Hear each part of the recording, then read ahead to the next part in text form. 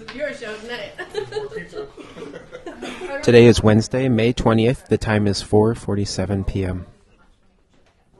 All right, I'm going to call the meeting to order at 4:47 here. We're going to start out with roll call. I'm Amber Lightfeather. I'm one of the co-chairs. Here's somebody.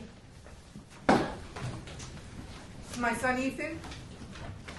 Who's you, Ethan? I'm Jen Murray.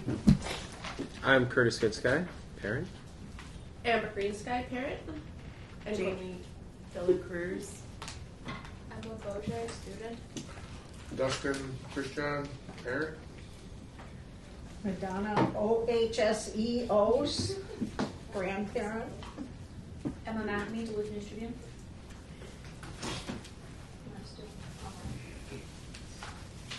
Lydia Goldstein, teacher representative. Jennifer Garbo, teacher. Teach my son. Parents, I guess.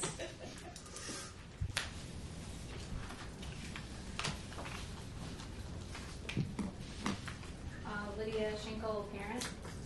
And Gray Black, office support for AIPAC. No. Fletcher. I said no. Stop.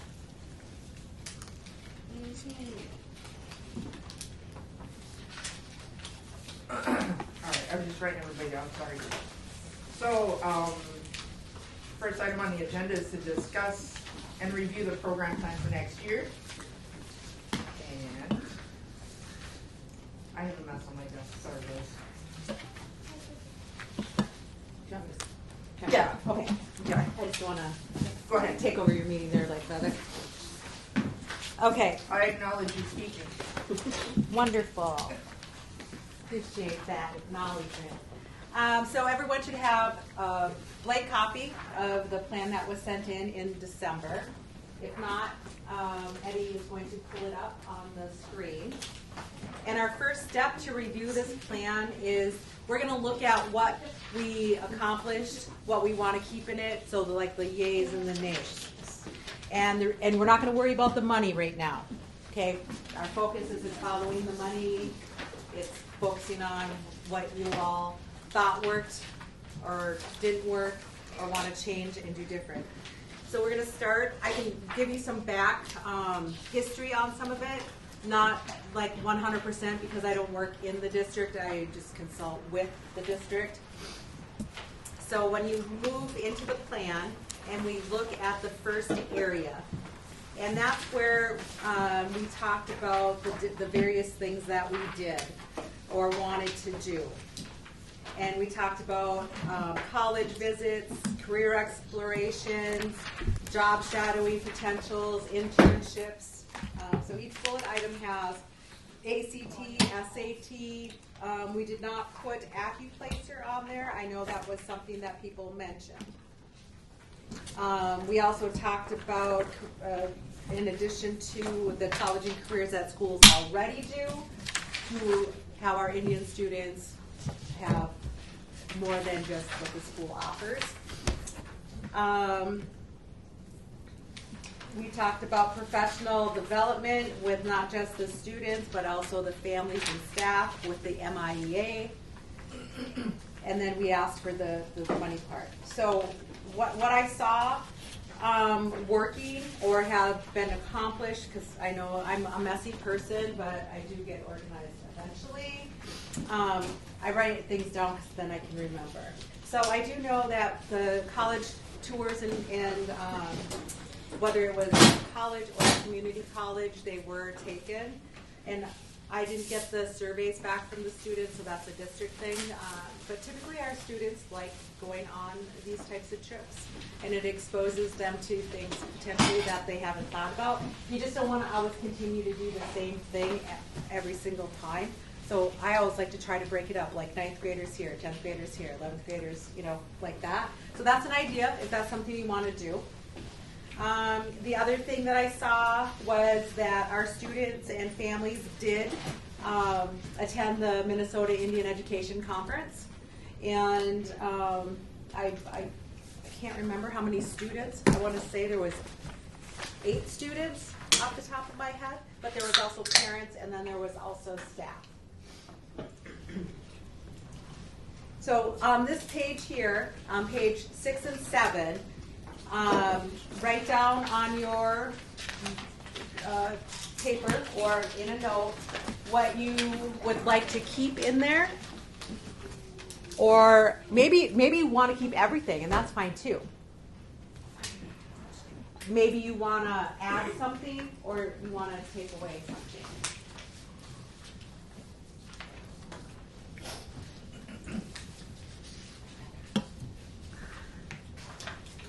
Amber?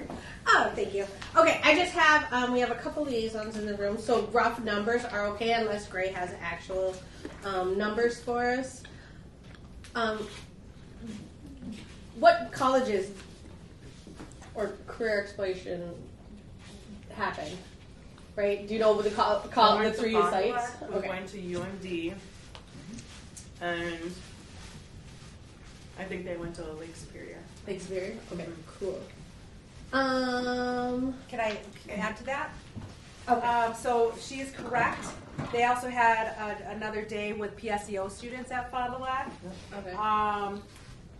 UWS, you are correct, and the FDL job fair. And FDL job fair. Okay, cool. Do we have, were surveys administered, and is that data somewhere? We took some when we went to Fond du Lac. I didn't go on the other 2 trips, PSEO, but Andy UWS. turned those in. He said. So he's got them somewhere? No, Okay. I think he turned them in. He turned them in. I do have some surveys, and so that I can get them to Jen or Marisa for you guys. I actually have a follow-up question. What grades and classes were these offered to? All native students or like 9th grade? They were offered to all American Indian students in the building, and then the cohort students went.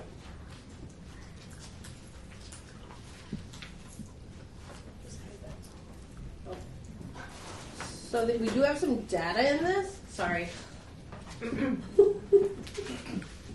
Amber? Sorry, there is some data in this last night. We have 272 9th through 12th grade students. So when we say all, we were looking for a participation rate of 50%. Do we have, again, kind of a rough estimate of how many students? I feel like 25 to 30 each trip. Okay. Same students or different students? There were a few different ones in there. But mostly the Yeah. same. I guess that was gonna be, like, kind of part of my question is how many where it's like, we're saying, 50% went, but if you have the same student who went on all 3 trips, are we counting them 3 times? Are we counting, like, how are we making sure that all of our students, and I guess that would be like the surveys of. So something that he did was he does a parent square, so he uses that. He has a list of American Indian students, so he can specifically target American Indian students with that message. That's one way that we do it. It's not posted on the website or anything, but he makes sure the counselors know. He checks in with Check and Connect, so they have American Indian students. We check in with here with trying to think of who else, and the Career Center. So those are the ways in the building that those opportunities are advertised. Jennifer has a question. Yes, how are the schools decided? Is it primarily out of convenience in terms of location, or is it like a tribal school, a 2-year school, a 4-year school? So kind of giving options, and if that's the case, then like a technical school would have been left out. And so those are 2 questions. And then my third question is, it seems, with the exception of UMD, which is close, the Fond du Lac and Lake Superior College aren't really, I mean, for some of our students that are maybe excelling academically that may want to, like, they have their sights set on a 4-year degree right out of high school, maybe to, it doesn't have to be the U of M, but a 4-year college. Like I'm thinking of like Hamlin and some other schools in the metro that are becoming more American Indian friendly in terms of with their tuition and things, which the U is actually. Those might be schools that we want to look at next year to do trips, because right now it seems like the focus is more on, I don't want to say like remedial, but like Superior College and Fond du Lac are kind of a stepping stone in some ways, but some of our kids are ready to go right into a 4-year college.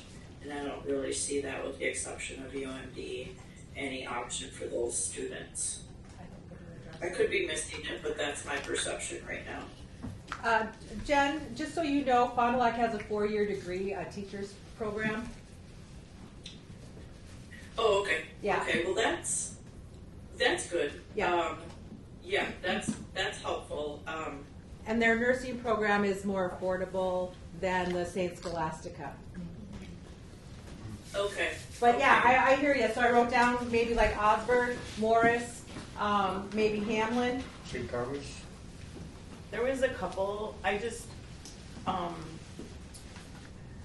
we thought about doing it because some of them are long day trips, they would be really long day trips, so we thought about trying to do like one maybe after school got out, so that it wouldn't matter so much if we spent the night somewhere. We, the furthest they've gone is down to Red Lake College down in the cities, so this year we didn't get to go that far, but we did.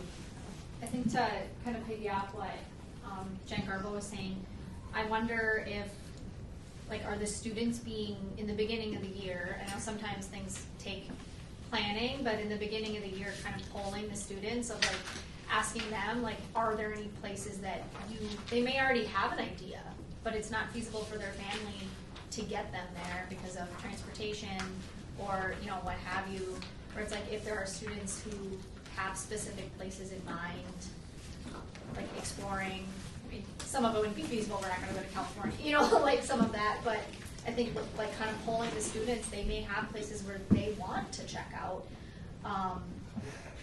And I think too, what are their interests? So like specifically, if you have a bunch of students who are interested in art, go to MCAD, or, right, like if you have a lot of students who have very similar, and I know in the past, it was like a long time ago, like pre-COVID, but they did do like a overnight where they went down and saw some stuff on the way down to the cities, and then stayed the night, and then saw some stuff the next day and came back.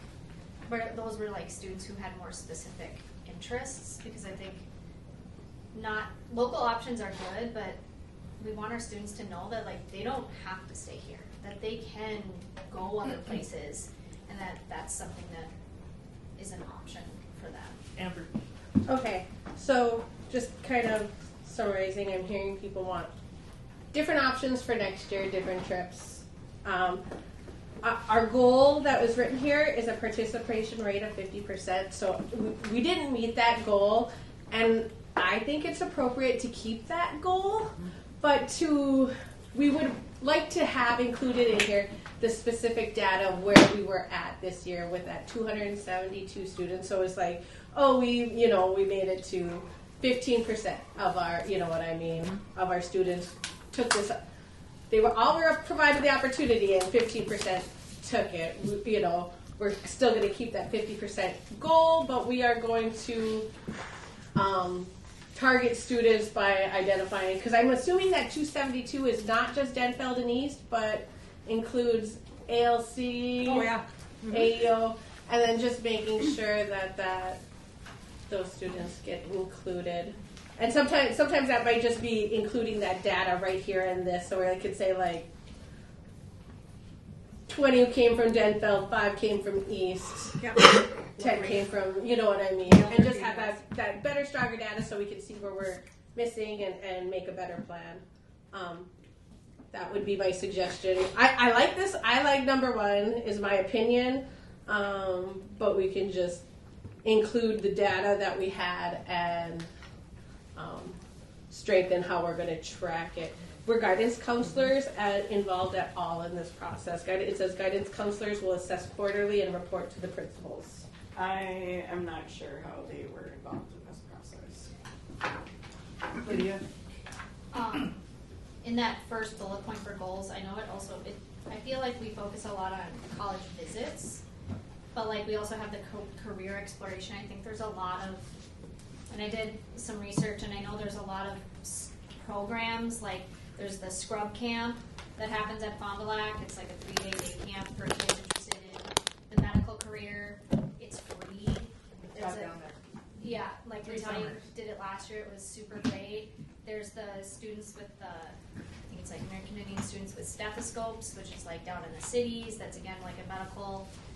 There's like a bunch of other, and some of these are more like summer based, but some of it might be just and are free, but it's like if our families don't even know these things exist. So it's like when it's free, but you have to apply. So it's like helping our students apply for these programs. There's a summer institute at the U of M for American Indian education. Mankato University has a American Indian summer camp. We get to like stay in the dorms, check out what college classes look like, kind of like live it a little bit more. The American Institute of Architects has an Indigenous design camp in the cities. And then there's like at UMD, there's the Native Americans into Medicine camp in the summer as well. So I feel like just going on a college tour, if we have especially older students who maybe have more of an idea specifically of what they want to do, finding those programs that can really like accelerate them. Or I think I want to go in nursing, cool, let's do this program and like light that fire to like keep them going. So I think not just focusing on the college tours, but when kids have more specific interests. It's more experiential. Yeah. And they can decide, yeah, I want to learn more, or, oh, I guess that's not really what I thought. Yeah, like Fate Tap Blood. Or, Yeah. So are you asking to have that included in there? Like Well, because we have it written as high school students will attend 3 programs to explore college or career exploration. And I feel like, and then when we look at it, it says high school students will have the opportunity to attend 3 programs, college visits, career fairs, or job shadowing. And I don't know, like, do we want to change wording or just have that be like... We're not going to wordsmith on this one. Okay. What we're doing is just getting the have that ins and outs. Because I feel like when I hear about what we have done, it's just college visits. You went, you walked around, you looked at stuff, which is a good like entry point. But I feel like No, there was a couple career fairs. Yeah. yeah. So I just like to say, so tagging on the idea of feedback from the students themselves, we could also, like free thinking, what are your ideas, but also take some of what is being listed here so that they kind of have a structure and a framework that to kind of jump, like a springboard to jump from too. Yep. And then kind of see where they gravitate, because eventually it's for them, so maybe, they're part of the decision of how, but a listing of that kind of programming, the different kind of colleges, and their own feedback, what they know. They probably know things that we don't know. Like have it be more student-led. Yeah. Yeah. Like, Student driven. I did Indians into medicine before it was natives into medicine. And, I applied for that on my own. I did all of that on my own. Nobody told me anything. I just knew what I wanted to do. And then whenever I went to Lake Superior College for PSEO, and I met with some people up there, and just by chance I met with Dr. Ben Clark, who runs the Bridges to the Bachelor's Degree program, and he is a Grand Portage enrollee, and he's like, this would be perfect for you. So there's so many programs out there that are actually local that will help our students get a 4-year degree or get them interested in medicine or whatever have you. But I was also thinking about a lot of these colleges have money to come to places and talk to students. And we could literally get a list of all the colleges that are in Minnesota that are, you know, American Indian friendly. You know, like we have a lot of scholarships, or we have reduced tuition, or it's free for you, and have them come right here and talk to students. Because, like, I was only interested in going to UMD, and I ended up not even going there. So, you know, I would have went on a trip to UMD and been like, yeah, I love this, but I ended up not even going there in the long run. So, sometimes students don't know what they want to do. It's just nice to be able to experience it and see for yourself. Yeah, Chair? So this is what I'm hearing, if I can just kind of pull us back into this. I'm hearing like, okay, let's keep the goal, the percentage rate, but we need better, we need surveys, and actually disaggregate that on random things once we have that, and how do we count the students on each trip. And that's when the students sign out for school to get on the bus. That's where we should have their names. That should automatically go to the Indian Ed coordinator or whoever is doing that job. And then on your way back from the event is when best practice is that's when you hand the kids a survey, right? Because then they can't say, well, I lost it or whatever. So there's a couple little tricks to that. So what I'm hearing is we should definitely hit some more 4-year colleges. I agree with the metro area. You also have down there Dunwoody, which is a technical college too, and you have some hairdressing schools down there also. So we could like really kind of like get the categories that we want, and then have it in the plan for when school starts, so the kids could say, well, we're going to plan this month for this month for that. That calendar of events is really good for kids because it's a reminder. It's also really good for adults. When you can say, oh, November, these are the activities. You might not know the exact time, the exact place, but you know something's happening. So I hear you on that. And the other that I'm seeing or hearing too is the media push out. So we need, our monthly newsletters. Parent Square is great. It's not an end all. The Facebook needs to keep happening. Sending things to the Fond du Lac. We'll put it in the newspaper. They can put it on the Facebook. We can also put it on our radio station. So there's multiple ways we can, really push out to show our families, like, yes, you might need some help. You might do it on your own. I might not be able to. And then the summer camps, which we hear a lot of, right? What the best practices is, okay, we all talk about things, and you might call something one thing, you might call it another thing, but the best thing to do is have them all listed with the links on there and on your website. And that way parents or students I can go, hey, check out the website. It's got a list of them in the summertime. If you need some help with the application, come back to me. I'll help you out. The job shadowing, I did not see take place really this year, so that is something I personally would want to keep, because I've had many students work with our natural resources and other places, and they moved right from high school to there. So I think the job shadowing for some people is a good thing, because it keeps them motivated and have purpose instead of going, I don't know, and do nothing. That'd be good for like people who want to go into the trades, because It could be. there's like, Yeah. Isn't there a program for Yeah. Native people? Yeah. Like if you're enrolled, you can get free training. Yeah, for tarot.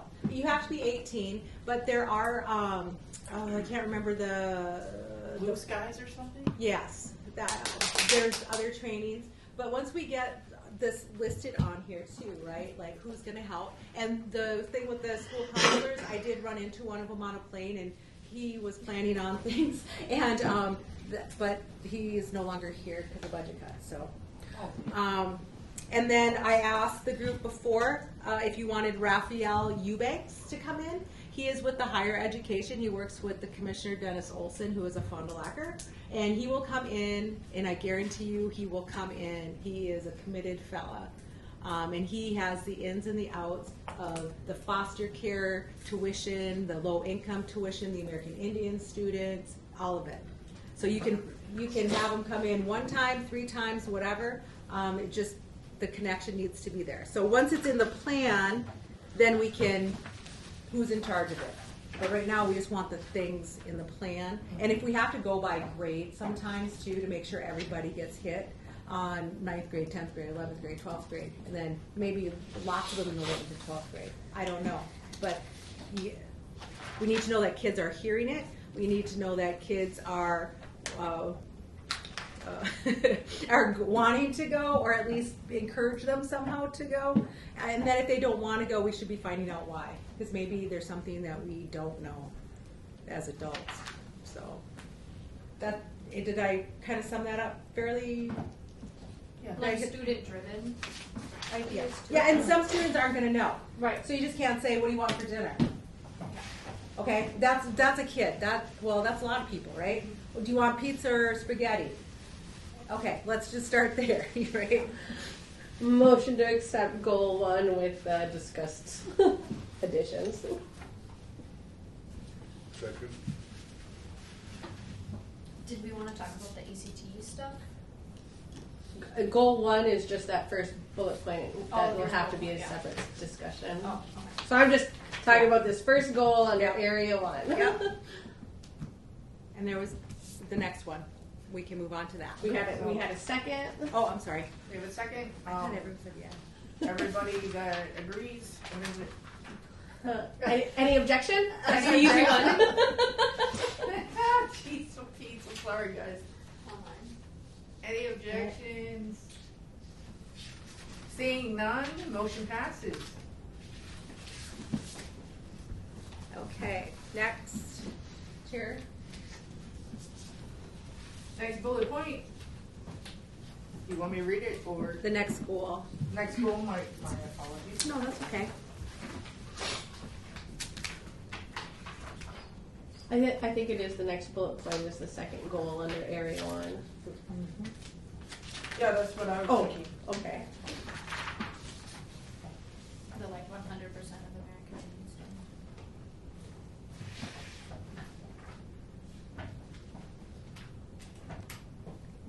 We should be numbered. Yeah, because this is talking about the ACT and stuff, not the college visits and career stuff. Right. Chair, I did hear folks wanting to add the AccuPlacer. So isn't that already required by the school districts? I don't believe so. The AccuPlacer that we were talking about was like the one that you study for when you go to LSC or when you go to college, so they decide what reading and math class you're in. Oh, Because the challenge is that you don't have to take the ACT anymore unless you're trying, it's not always necessary. So a lot of them were very hesitant because it's not necessary for what they planned or what their plans are. So the AccuPlacer would help them be prepared and guarantee that they would enter into college reading and math courses. Like if they were practicing. That's the idea. If there's a better, if you know something better, can think of something better, that's all I could think of that would probably be prepare them a little bit so they understand what college level would be, college preparation. What do you? So like if you take from my like experience, so like I took an ACT, and so like that automatically places you in those, like it ranks you. But like my husband went to LSC and he didn't take an ACT, SAT, he didn't do any of that, and he didn't meet certain requirements, like his transcripts didn't do, so he had to take an AccuPlacer at LSC to determine what math or reading class he would have to take. And he didn't even know, like he walked in and applied and didn't even know that that was something he was gonna have to do. Yeah. Because he didn't take any like advanced, like his high school transcripts didn't reflect a certain level of class. So then LSC said, well, we don't know if you're college level or not. So he goes in, he didn't even know he had to do it. So it's like with a student walking in, going, oh, I have to do this, could be really like being like, well, that's scary, I don't know, like a deterrent. Because like, if you know you want to go to a 4-year, you're going to do like an ACT or an SAT because that's what's like expected. So I feel like for students who don't know what they want to do, they have that on there so that they just have an option. I feel like makes sense. Like offering it at least. Amber. Just kind of wondering what kind of data we have.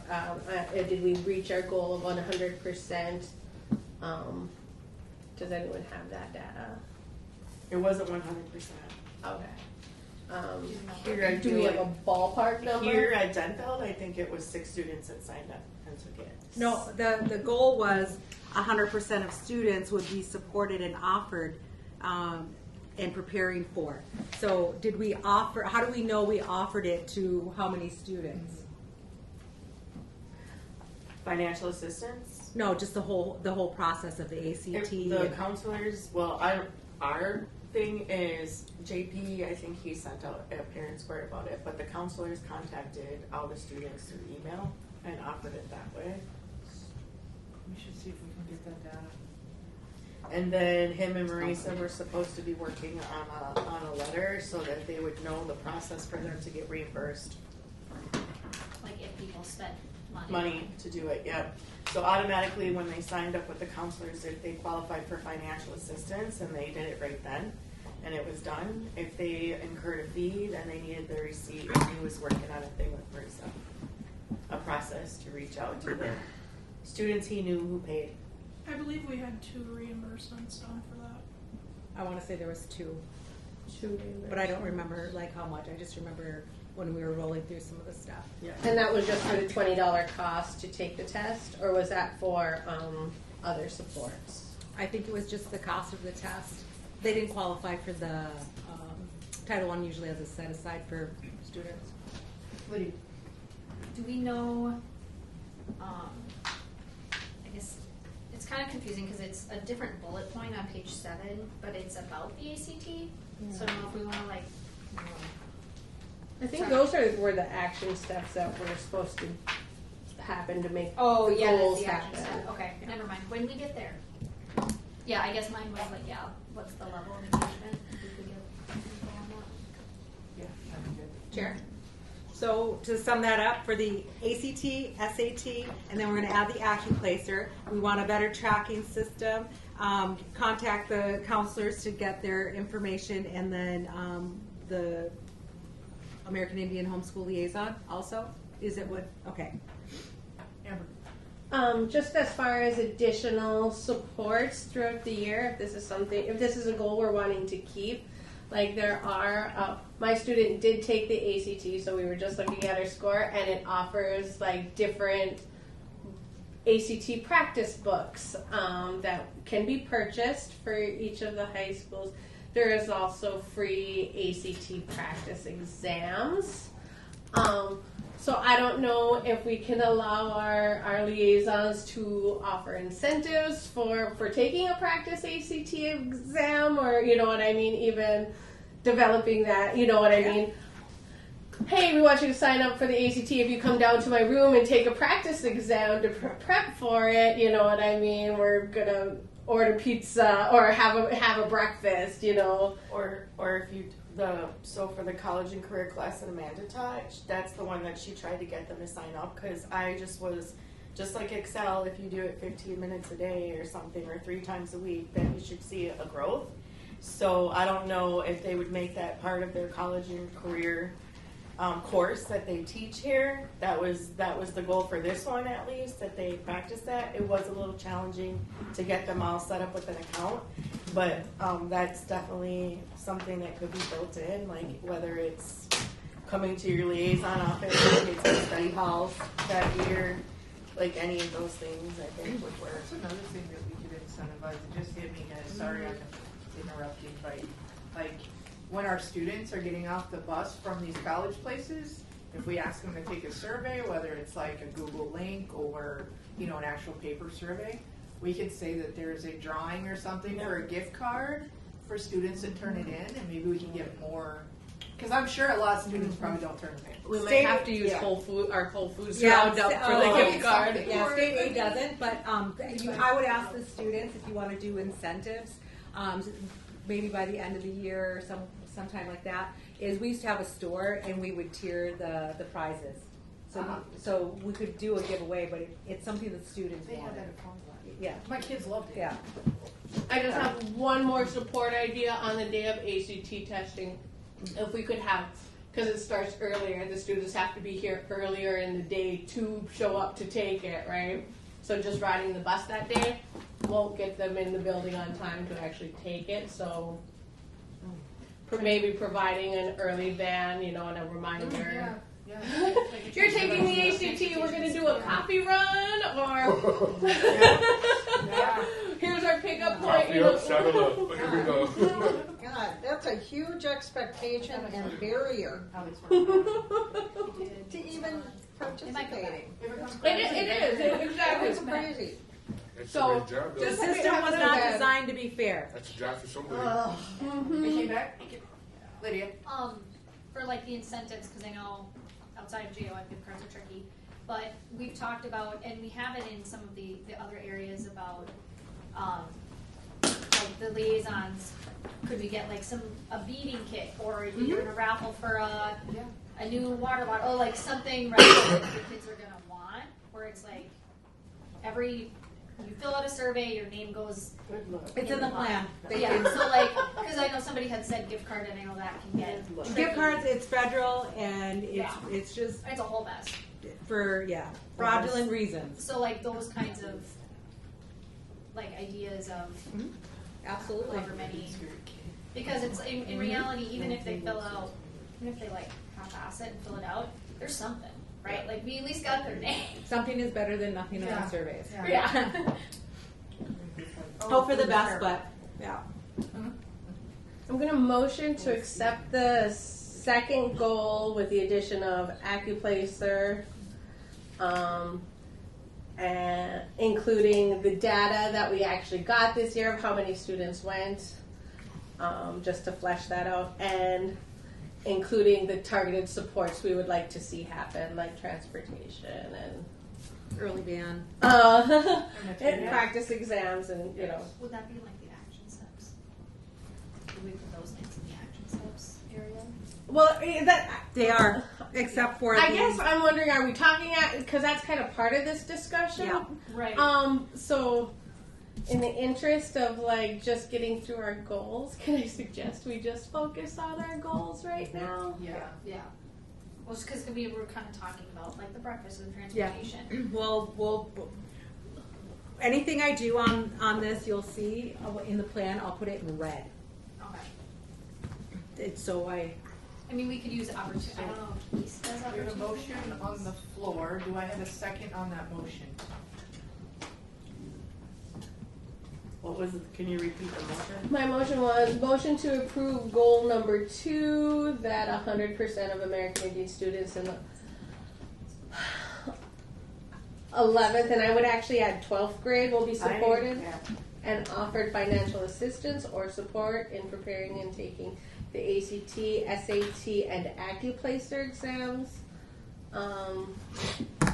within the next school year.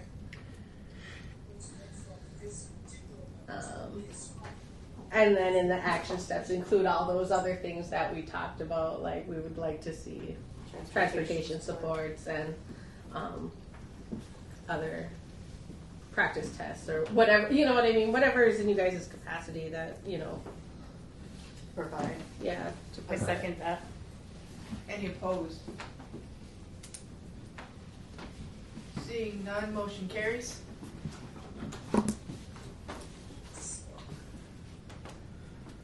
Did Jen have something to say?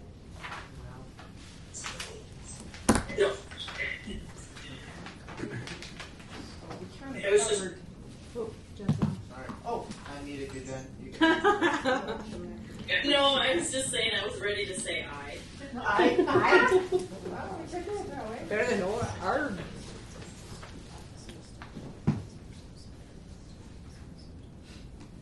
so I think we covered the third one and the first one. Yeah, Does everybody kind of agree with that? I do. All right. The third, there's no third. That's an Yeah, action at the step. bottom. Oh, That's that an says action action steps. Oh man, I missed that. Oh, That's okay. action. I'm just kind of skimming. It's all right. So it's just those 2 goals for area 1. Okay. So that's the only 2 for area 1? Do we put in like future planning in these, if I may ask? Future planning. Like kind of like a future-minded. It's not necessarily a goal, but I guess what I'd like to see happen here is kind of like a scaffolding. Like, let's say we see some success with these things. I think having that scaffolding of like middle schoolers are exploring and checking out these different opportunities, and that's building up to like then counselors give them awareness in 9th grade. Like you're already getting in tracks. Like, you know, like the things that you are taking are setting you up for the ability to, you know, even succeed or take the ACTs and build that awareness, and then kind of build on that further to be able to achieve and meet their goals for their own future planning, ACTs, etc. You know, like I don't know if that's something to put on this plan, but I'd like there to be some. I want to thought see in that on our strategic plan for our American Indian students in Duluth, because it seems like we get in a rut and we start spinning our wheels, and we end up, it seems like, in the same spot, and it never like moves, right? It has to be a ladder Yeah. system, Yeah. a ladder leveling up. Yeah. Can we could we add a goal that says middle schoolers will go on one local college tour, or like 8th graders, right? Because like what I'm hearing is we are only targeting this towards high schoolers, and in reality, college post-secondary starts in kindergarten, right? With, like going to school, like what do you want to be when you grow up? College right? and career readiness starts in I kindergarten. would just even say we could just amend the first one to say American Indian students, and then, you know, like, it would be okay, or, Instead of I guess, or secondary, and that could or include secondary sixth. students, but even, like, I think about at Myers-Wilkins, they used to do a little career fair before their prom. So they'd have a vet come, they'd have the zoo people come, so it was, like, geared towards the age group, so it was appropriate, you know, so we could take out, like, to me, high school students or American Indian students, because then that would broaden that for us a little bit, to think about it at every grade level. And even, like, today we took that trip, went 1854 and went there, and Dustin was making a comment about how he saw many of the middle schoolers being very hands-on. So even though you wouldn't think of that as a college or a career exploration opportunity, it really was. So they were in the water, they were doing the testing, and they were doing many of these things that they think they don't like, and they think that they don't, you know about, or stuff that they were very successful in. Yes. Yeah. Well, there has to be a fun factor in here. Yeah. In my mind, the scaffolding, Right. I want the elementary and middle school Yes. focus to be more on just the experimenting, just getting to imagine themselves Yeah. in those roles. The college, and I don't want to The take away from the high exposure. school, like, you know, like having that in the plan that we want Yeah. to have that exposure at the college level. I just want to build up to that instead of it being like, boom, now you're here, Right. you know, and you're like, I don't, you know, it's kind of a lot. Yeah. So however, we could say American Indian, like, We can add a goal for K4. Yeah, that's your elementaries, right? K4? K5. Oh, it's K5. Yeah, Okay. middle school is. but I think the 6, first 7, one then should be amended to say secondary, so it does include. But we can do a whole new goal, because we For elementary. Yeah, we can do an add-on, and it'll be K5 and then K6, and they'll do a college and career readiness activity field trip, because they do have. I wasn't allowed to because I was too old, but they have like this really cool construction thing over in Brainerd, and it's for the younger kids. So we can look at, but we should start with at least K through 5 should have at least one activity for this next year, and 5 or 6, 8 should have an activity. So change that first goal from. No, we're just adding. Add We're adding. So, Dr. Dancing time. will somebody introduce a motion to do this? So that's Who's looking for me a that's chance? what I was trying to do, but I didn't know if I could. Yeah. If you want to, please Okay. do. The way Jen worded it, I guess I make a motion to add a goal for Area 1 that is directly related to K through 5 career exploration. In 6 through 8. I mean, are we thinking 6? Because both individually, Yeah. one for K through 5, one for K we don't 6 want to through just say 8. secondary No, and have No. because it's got to be more. The first one's very specific to the ACT, so we'll leave that. Yes. So adding two new goals. No, just one for Elementary elementary, one, one so for then it secondary. just adds an elementary trip and then middle school trip. Okay. Secondary So- focused. I'm going to make a motion to add a goal that has a event for K through 5 and an event for 6 through 8 to explore career college readiness or career exploration. Okay. I second it. Any opposed? Seeing none, motion carries. Ooh. Awesome. And then I noted on my yellow thing here, I'll get you information on college and career readiness from the state. They have some really cool stuff for the younger kids too. So it'll be a visual in the schools. So we're moving to area 2. Is there more to talk about? Instead of one? Yeah. No, I think we hit the goals. Unless Okay. they have more to. Soul certificates are not left-handed. Soul certificates are not left-handed. I want to train myself to He be called you ambidextrous. after dinner. Amber should have called you. Just kind of was this survey created and implemented? Did that goal 1 occur? That was my question. Did it occur? Help me out here. By May 2026, a survey will be created and implemented to students measuring what activities and events they would like to see integrated into future curriculum. So, like, I think when this was, we were talking wild ricing, spearing, maple sugaring. The 1854 treaty thing would probably qualify in here. The Cedar Walk. As something that's done, but I'm just asking, was a survey ever created? Not that I know. There hasn't been one created yet. Yes, there. I don't. It's not 100%, but on the family feedback, there were some questions that we could utilize from that. Forms.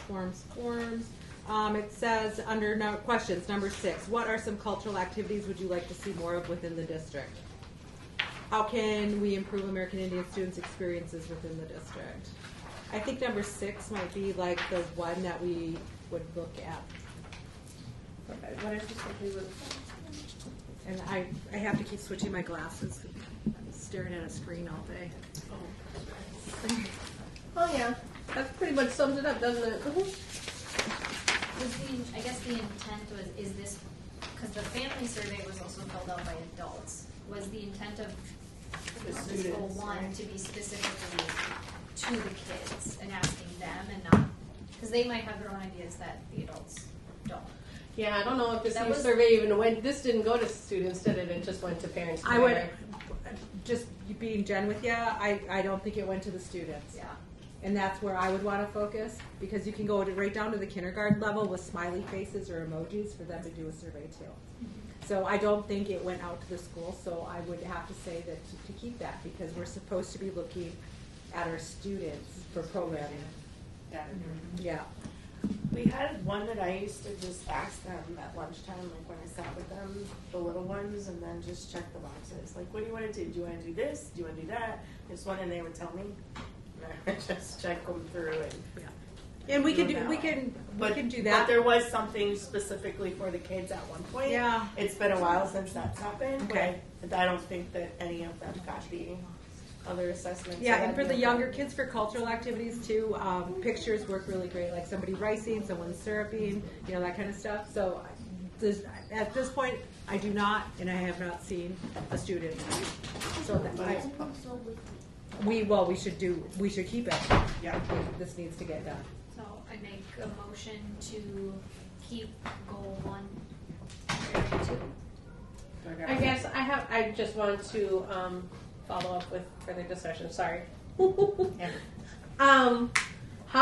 So this goal was in here, wasn't done. What are we going to add to this to ensure that it happens?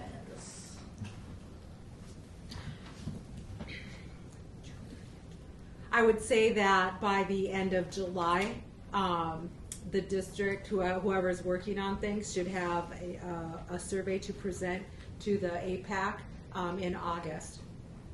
Would that be an action step then? That would be an action step, but that's good to include here because Because I don't know when I noted this, but it must have been like after January. My comment on here, is this finished? Yeah. Exactly. So I think just including, I'm all for it as long as we include a specific action step to make sure that it happens before school starts. Correct. Oh, Okay. Lydia, do you want to amend your motion to include that?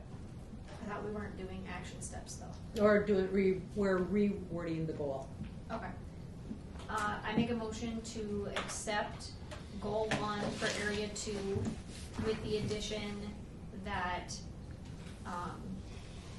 the Indian Education Department will present a draft or a student survey to AIPAC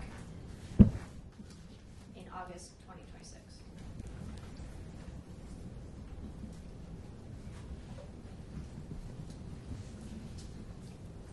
Wait, Second. Oh, sorry. And I assume that's taking out the May 2026. Yeah, we would Okay. be taking that out.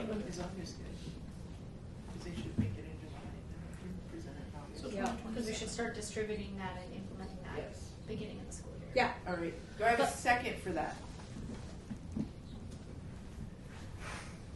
Yeah, I second it, or you could second it. so I second it. All right, anyone opposed? Hearing none, motion passes.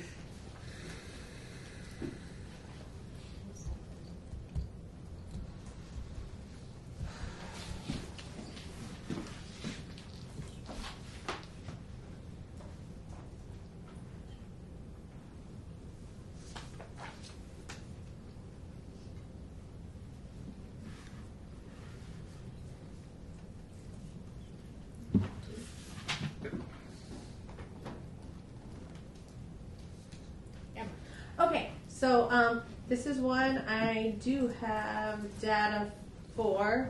The report card showed a data rate of 56%. The 2025 graduation data is up. Duluth Public Schools decreased down to 52.1%. So we did not hit that goal. 52.1. Yes. So we decreased. And here's what I'm going to suggest for this goal, because having a graduation rate goal I want to keep, but this, I would love to see it be a 2-year goal, right? Because some of our, what this plan, we won't know what this plan does to our graduation rate pretty much for 2 years, right? Just because of the way the data is reported. So it'll lag a year. Yep. So your graduation rates, like you said on the report card, is that it lowered, so we wouldn't know that. But so what schools will do is, so we know we decreased, but then there might have been variable factors.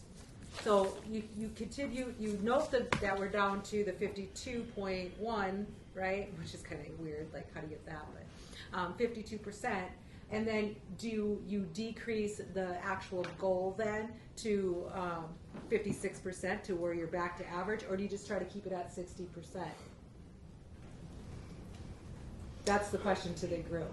I guess I would rather see, rather than a percentage goal in here, to looking at whole persons, right? Like, because that will actually tell us the capacity within each building. So, like, we can get data on district-wide, we graduated 38 students. That's the number that 51.1 represents. I also pulled up Denfeld specific.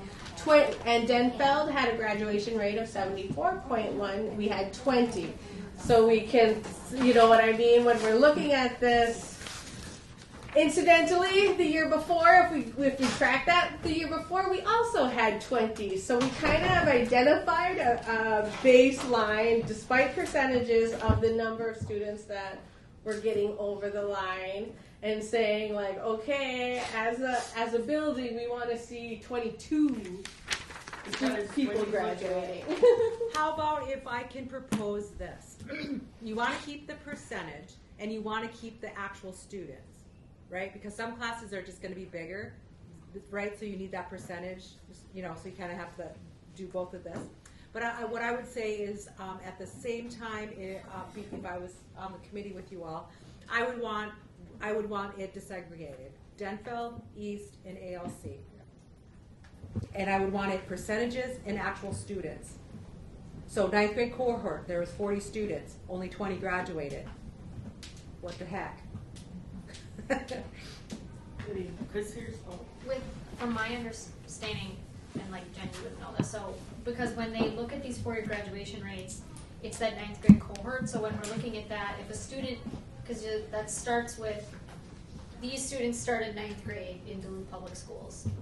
If this one student leaves Duluth Public Schools and goes to Superior or Red Lake or wherever, like they leave, doesn't that, I feel like I remember hearing something about like when students leave the district in which they started 9th grade, that like does something to how, so when we look at like the numbers of students, not saying that we should be tracking, right, like how many out of how many? He's at the conference. You'll get, so they changed that and I don't remember the year. Okay.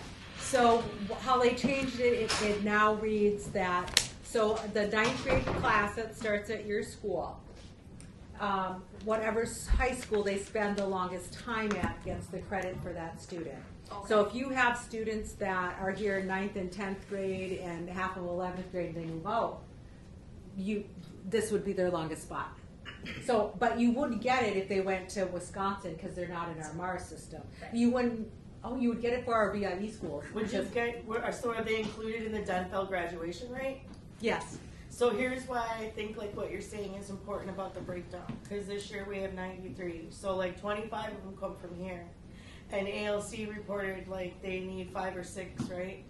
And then there's only like 23 at East. So 30 something are graduating from the academic excellence online program. So they're independent study students. So when I looked at it this year, so like that tells you where most of our students are graduating from. They're graduating from this independent study program down there. Now, if you want to know why they left here, that's something different. You know, that's another question and other things. But there's things that you could deduce from that information, knowing where they ended up, because they're not actually seat-based students. The majority of our students at the ALC are independent study students. So it's important to have those numbers and locations, so that you really know what you're looking at. Well, then that leads into more questions of, well, why did they leave? Well, what, like when you look at that piece of data. I think you guys requested that on your data request. Yeah. So we get. So I heard this agree. correctly. It should be like percentages and actual numbers and places and sites. So with data breakdown per location. Yeah. And actual. Yeah, because what you're going to see, the state is going to judge you on your overall school district report card, but you all want to know our students. That's the key. I feel like keeping that 60% should still be the because you're saying to. Kaboogity. So here's the other thing that we talked about too. So if there's like, I forgot what our number is for the thing, but most of the time when we say like, I forgot what it worked out to, Amber. So they say it's 5% increase, that is actually like one individual person. So if we say that we want it to go up to 70% or even 65, all we're saying is that we want one more person to graduate than last year, and that should be an achievable goal. Like that's kind of what We're I'm saying. breaking Like, it down to the person and individual, because the amount of American Indians we have here. So if there's 20 of us in the school, then 5% of us is one person. So when you're talking 10, that's only 10 more, and that should be achievable. Yeah. So I don't think reducing it, because like what I heard was, do we make it 56 to get back where we were, or do we keep the 60?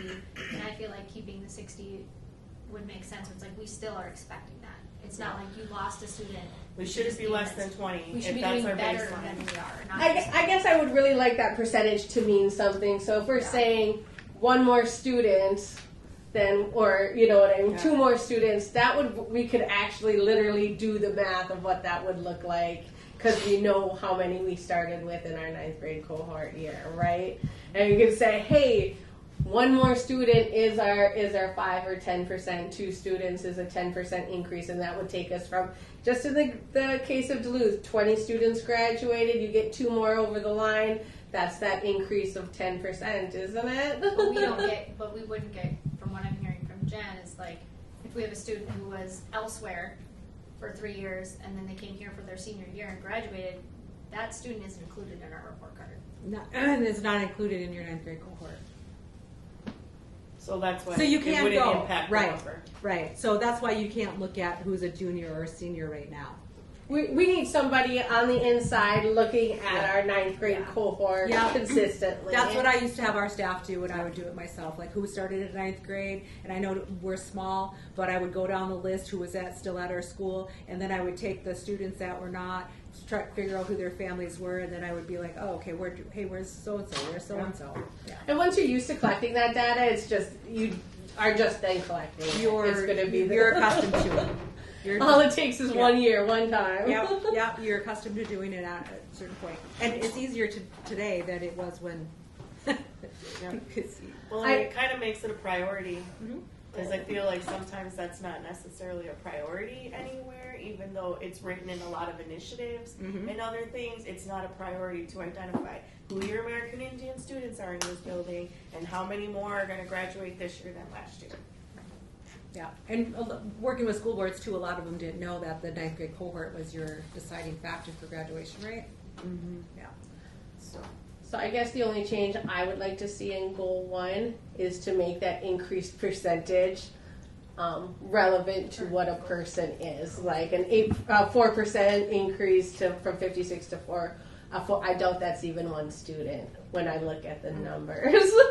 So they're like, you don't graduate 3/4 of, you know. So we got to do a motion. Goal 2, I think it is. So we have to write it in the goal to have the breakdown by individual, like student numbers and sites. I remember this what we're doing right now is we're clarifying.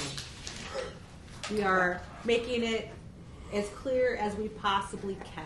And once we are accustomed to being able to do that, we will get better each year.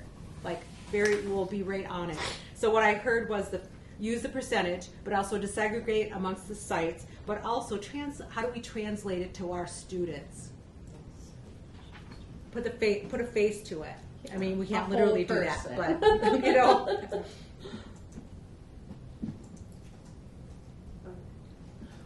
So Did somebody make a motion? Okay. I motion to accept goal number 2 with the addition of a target rate percentage that's relevant to a whole student's increase, as well as disaggregated by school sites. Does that cover it? And actual student count. And an actual student count based on your ninth grade cohort. A second. Any opposed? Hearing none, motion carries.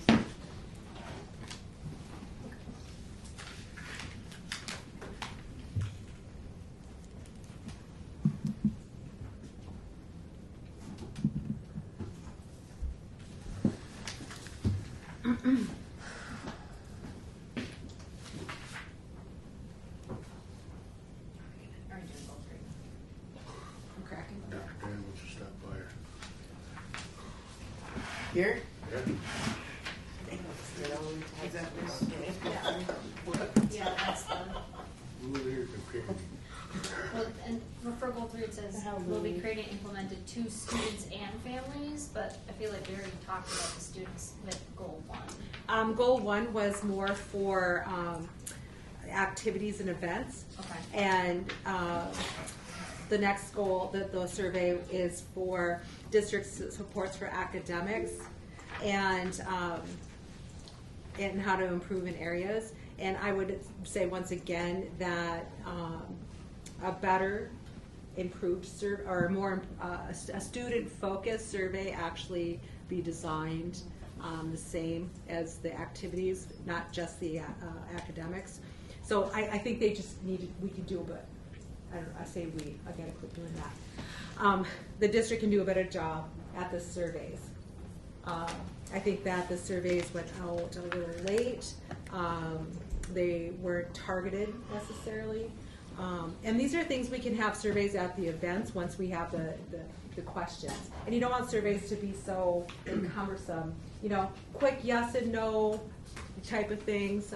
Check boxes. Yeah, multiple choice. Right, right. Because you don't want to be doing a survey for 10 years, but have it on events, at events, to collect it. Have some drawings. So we could Duluth can do a better job. Like, here's a QR code, Yeah. just surveys. Yep, QR codes work. I'll note that on this side. I was just gonna, I think this counts underneath this, even though it's not specifically written as an action item, and now I'm forgetting. Well, I guess the powwow was mentioned in the assessment at the beginning of the year. Here we did Orange Shirt Day recognition. The kids made shirts, and we did Indigenous Peoples Day recognition. The kids had an assembly here that they participated in, and they talked about what smudging is and why we use it. And then a couple of the students danced, and so they each read parts, and they talked about what the regalia means and explained the dance styles and why we do them. They also did a week of events, so they did information about the 7 grandfather teachings and had some, I forgot what activity they did. They did an MMIR information poster and booth, and then had a presentation about that they offered, and they did a couple more things like that. And then we also went to Ordine and did kind of a Native American Heritage Assembly, so we explained some of those dances and things again. We did it at Lincoln Park for a couple. I think we went to Ordine East too, and then we did the cultural night at Lord MacArthur. So those were all presentations that we gave, and this time that's what they were. They weren't just dancing. Mm-hmm. We explained all the dances, styles. We explained the regalia, so it was and we got a lot of people who had responded, and even the students here were like, that's the first time that anybody's explained all of that, so they appreciated that information. It was very well received. I feel like that's in the next area, because from my understanding, we're talking about the satisfaction survey. That's the goal we're on right now. Yeah. We just want to make sure that when these events are taking place or whatever, that's what people want and they want to see continue. So do we want to change this goal to just talk about the students? Because we did achieve, well, I guess the question is, what percentage of families completed the survey? Yeah. Because we do have some survey information and data. That was the packet that we got, the family feedback, but it didn't look like, it's like, how many families do we have? How many completed the survey? That's why I'm saying I think we need to keep them. And that with a better rollout. We need these goals. We need a better rollout. And then I like to do, how many families do we have? So if you have, 400 households, how many households took it? If it was only 5, well, that's not really good. It's not great data for anything, unfortunately. It's just some people somehow got motivated and not. Sure.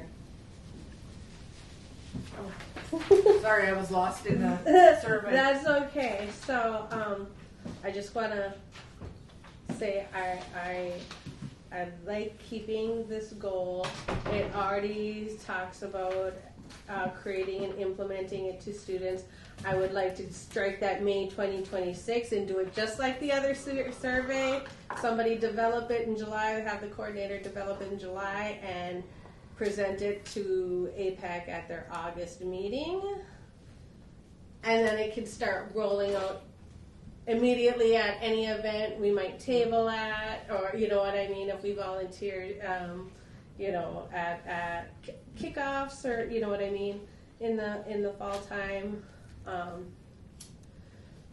We could include that at tabling.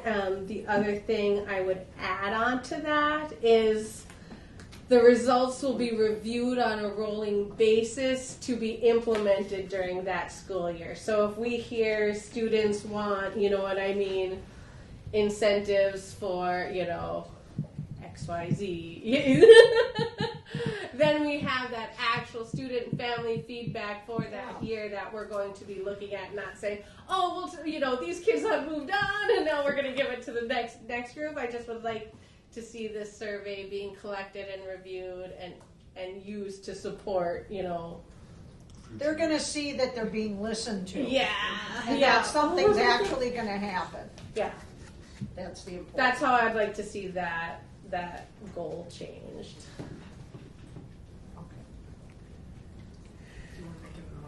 Okay, I motion to change goal number 3 To strike the by May 22nd, and do it by graded in July and available to be reviewed by AIPAC in August.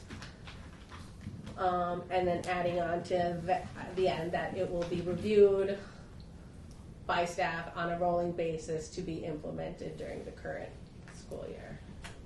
Because that'll kind of drive what events we're doing during the year, right? We have to change it up, yeah. It'll add to it, yeah. Okay. And it also I'll gives second. flexibility I'll within the plan itself. I got it. Alright, Okay. hold on a second. Do I have anyone opposed? Seeing no one opposed, motion carries.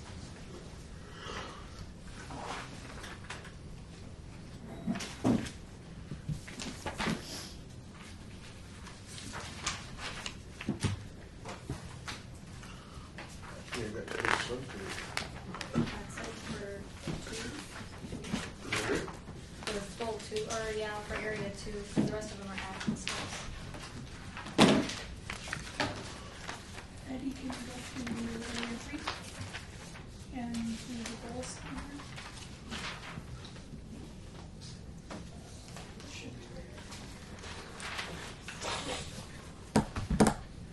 Thank you. Oh, I thought you guys moved on. I thought Moved on, moved away. Yeah, I thought you This is a very similar Well, goal this to is- the one we just talked Right, about. that's why I was like, okay, I started reading. Some redundancy here. There are Yeah. some, well, yeah, because there's some events or like goals that meet a lot, like when we talk about cultural events or powwows or teachings and stuff like I that. should think of it as something. It fits different when we into do a it. lot of different categories. So sometimes you read it and you're like, didn't It should be like that. Some of them do overlap, but the action, The purpose of it changes. Right, yeah, It tweaks to a different.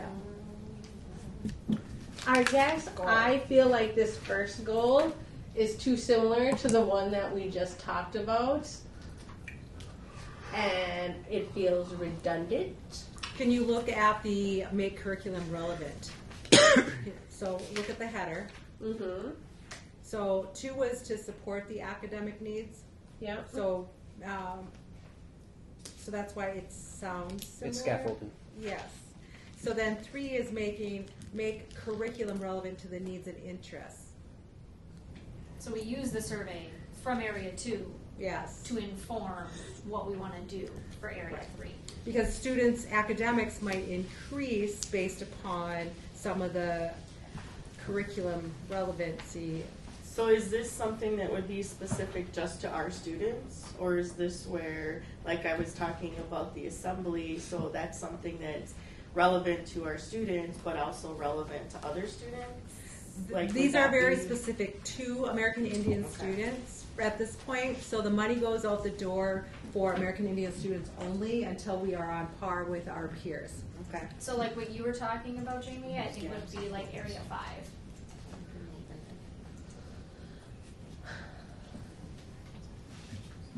So the data survey, I guess I want to just again reiterate that this seems really, really too similar. Like, so similar, in fact, that like it seems redundant and will get people caught up in trying to do 2 more things when we already have 2. The other 2 goals are really decent, right?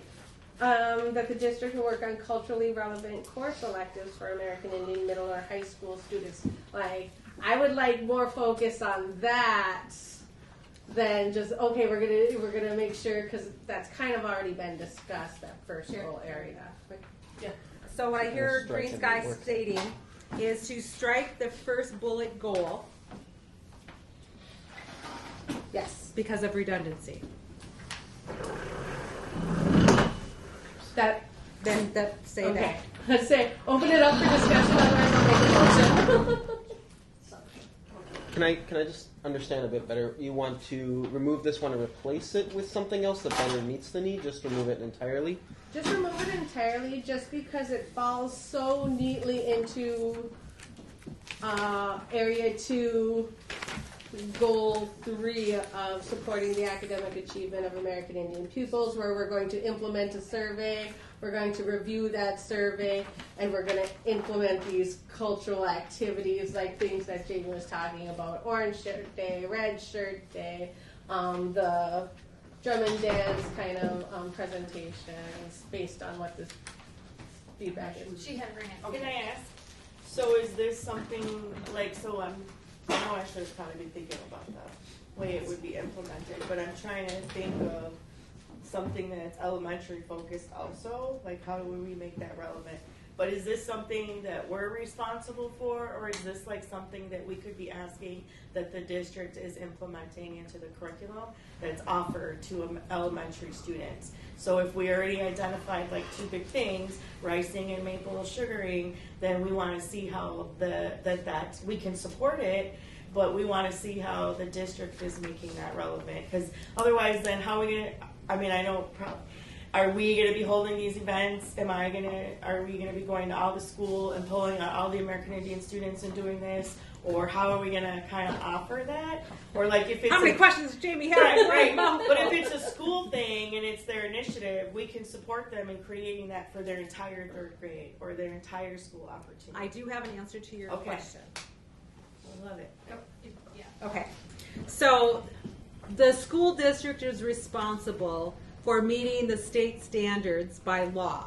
Okay. And with Indigenous Education for All, and also not in this packet here, but at home, I've taken the list of all of the American Indian benchmarks and standards in all the core content areas that are reviewed every 10 years. And the school district is by law to be teaching them. That's why on the 3rd bullet, it talks about a standard audit. And it is not the American Indian parent group or staff to create that curriculum. Your job is to vet it, endorse it. That's your job, or give them ideas of resources. That is not your job.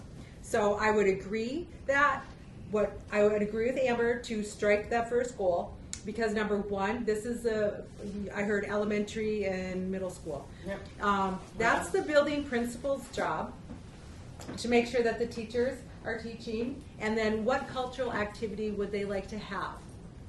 So what I'm hearing and seeing within the district is, with the handful of staff that are American Indians, right, you cannot possibly do this. You do a great job, but the more you keep adding and going, oh, we got to do this, the district at a point has to be told, this is a responsibility. We have to figure out how to work with the district and the building principals to get these things, make sure they're being done, and that they're appropriate and culturally relevant. That is our job as parents. So, I guess that kind of changed what I raised my hand for initially, because like when I read this, how I'm understanding it, because Green Sky was saying that it feels like it's the same thing as, was it Area 2-3, Goal 3, and when I read that, that's more about creating and implementing based on like the academic achievements, and then this section's about cultural and planning, implementing, and promoting, where it's like, are we saying that our liaisons wouldn't be involved? So like they go and do a sugar bushing, or like in the action steps it talks about, you know, doing storytelling or doing a presentation on tribal government and sovereignty and things like that. So we still want those things to be happening, but that, what I'm hearing from you, Jen, is we want those types of things to be still occurring, but it should be on the onus of the planning, the funding, and the coordinating of the district, and that Indian education would support or guide, like, who are you having to come in to do this teaching, right? Is it just a random person? Or are you asking the parent committee or the staff, like, is this person a reputable person to be doing this teaching? Right. Or like, so it should be shifting from Jamie's gonna plan this event because she's the liaison. Good luck with all the other things, because I feel like that's the way it's been, where it's like the liaisons are planning. And that's just a And it mind. shouldn't be that way. That's how we have to shift, you know, our mindset. Okay. It's not that we don't want to do it, it's the fact that when you try to do so many things all of the time, you don't do anything well. And so when you look at yourself and your job, you want to be, maybe you're a perfectionist, maybe you're just one of those, well, I got to do this because I just got to do this. Well, are other people in the district, job titles, say liaisons, paras, check and connect, are they doing all of this? No. We're in state statute. There's an obligation by the state for our education through via treaties. So we have to remind people, not go in and exhaust ourselves constantly. So this will be a mind shift, not only with us wanting to be what I call the culture club, but it's also the shift of a mindset of the school district. So it's more seeking guidance and support from Indian education versus relying on them to do it all. Correct. Then I'll second the motion to strike. Wait, I wanna. Oh, sorry, before Jamie, you do didn't that, cut you off. I wanted to say, again, that shift in responsibility and support, normalizing that in the curriculum, because it's not just good for us, it's good for all the students, but maybe something instead of maybe scratching it to saying support the planning, promoting, and implementation of 2 cultural educational activities that align with the American Indian academic standards, or based on the survey that focus on American Indian students and families, but that way, it's something that should be to be implemented in the school, but also that's something for all students, in that attempt again to make it something that's normally part of the curriculum. So I'm going to repeat it again, and then we can say it. So by May, or however that part goes, support the planning, promoting, and implementation of 2 culturally educational presentations or relevant presentations based on the American Indian academic standards, focused on American Indian students and families, to be implemented during the school year. How do you think it should sound, or should we change it a little? And when I say focused, I guess I definitely want to make sure that it's being that we're being the group that it is focused for, or that we're the target of some of this, but also that it's focused on us as those American Indian standards in the curriculum. That they're focusing on things that are relevant to us as American Indian people, as the American Indian students. How about the goal state something along the lines of the how about the cultural educational activities that are based on the needs of students, right? They should be consulting with you. Yes. They should be consulting and collaborating for these cultural activities. Yeah, because I feel too sometimes it's they do have they're supposed to be doing these things. They do have finances, and so it's better if it's a collaboration, so everybody knows that they're coming to the table with something, and that they know that we're gonna work together to make this happen, because it's not only one of your goals, but it's something that we're supposed to be correct. doing too. That's why consult first, Yeah. and then collaborate. Yeah. Amber. Just adding on to that, already in statute, we're required to be consulted on the achievement and integration plan as a group. At this point, has not happened. I applied to be on the district advisory council. They say they're looking for members still, and I'm not being picked. So Sorry, Gwen. we all know why. But they're picking and choosing from among our members, you know what I mean, to be on their curriculum advisory committees, rather than allowing us to put forward a representative or an alternate. Okay, you got a couple things going on. Okay. The last thing that you just talked about, not really relevant to this. Okay. But a way around that is that the AIPAC makes a motion to what person is going to be on that curriculum committee. Uh-huh. There's not an ask. You are supposed to be on it. One of you is supposed to be on it. That's the way around that. But this would remind not only the district when they read this plan, but also it goes to the state that you are asking, or your goal is to be consulted and you will collaborate for these things. And I wouldn't put 2 activities, I would just leave it at all activities. That's what I'm doing too. Because you're not just in this plan by law. Right. You And are this is also, not just our plan, this is the district's plan. this correct, is the you are school's also on the achievement and integration, which you should be. Okay, so that it's just like, it goes back to, instead of us talking and trying to prove they're like we're defending ourselves all the time. Now we can just say, nope, it states right here. I can show you now, this is what the group decided. So what I'm hearing is to change the goal that Duluth Public Schools will consult and collaborate with AIE and AIPAC on all culturally educational presentations based on, and then the language of like based on the needs assessment satisfaction survey. Yep. So it's like the district putting those like that labeling of like the district is going to consult with American Indian Ed and AIPAC, and that puts it on them, not us.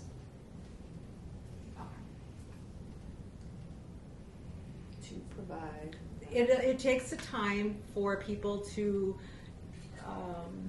value and really go to the AIPACs or any committee really, right? But once you have the support and you learn that you're doing this, then it changes the feel of how things get done too. I would have never gone to my school board and just said, oh, I'm doing all these things. I don't care what you have to say. I probably could. They'd laugh at me back in the day, but I would have gotten their support on other things. So you have to learn how to, like, I might not like your opinion, but when you guys all vote as a group, then I have to respect it, regardless if I like it or not.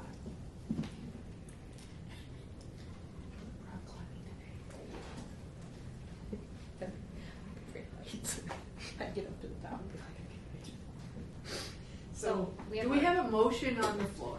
So I'll make a motion. The goal is to support or to consult and collaborate with American Indian Education and AIPAC to provide culturally educational presentations or activities based on the American Indian academic standards, focus on American Indian students and families to be implemented during this school year. Second. So we're going to take out the needs assessment and satisfaction survey as our guidance for the No, because we're going to use the one that they're doing in the other one to help us provide Okay. that guidance. We're going to use, yeah, we're taking it out. If we need a This, survey, we'll leaving it. use that. Yeah. But we're putting the American Indian academic standards because that's the academic guidelines that we need to use for curriculum.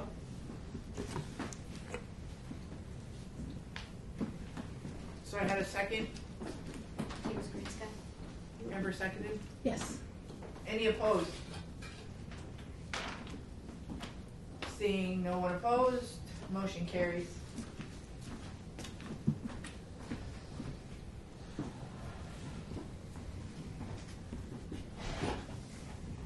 Amber. Just wondering what the culturally relevant course electives currently are, or that are currently developed, and did we increase any, or is that what's for middle and high school students? it hasn't started. Has not been started. And is school year 2027 fall of 2027, so they have another year to develop it? No, they were supposed to be done with it by May 2020. Oh, I see. Yeah, Sorry, I yeah. misread the goal below. Sorry. Yeah. So Yeah. that is noted on mine also, and it's starred. Okay, could we, sorry. Okay, could we, and this was on our data list, to have our list of our culturally relevant course electives, utilize that data, and,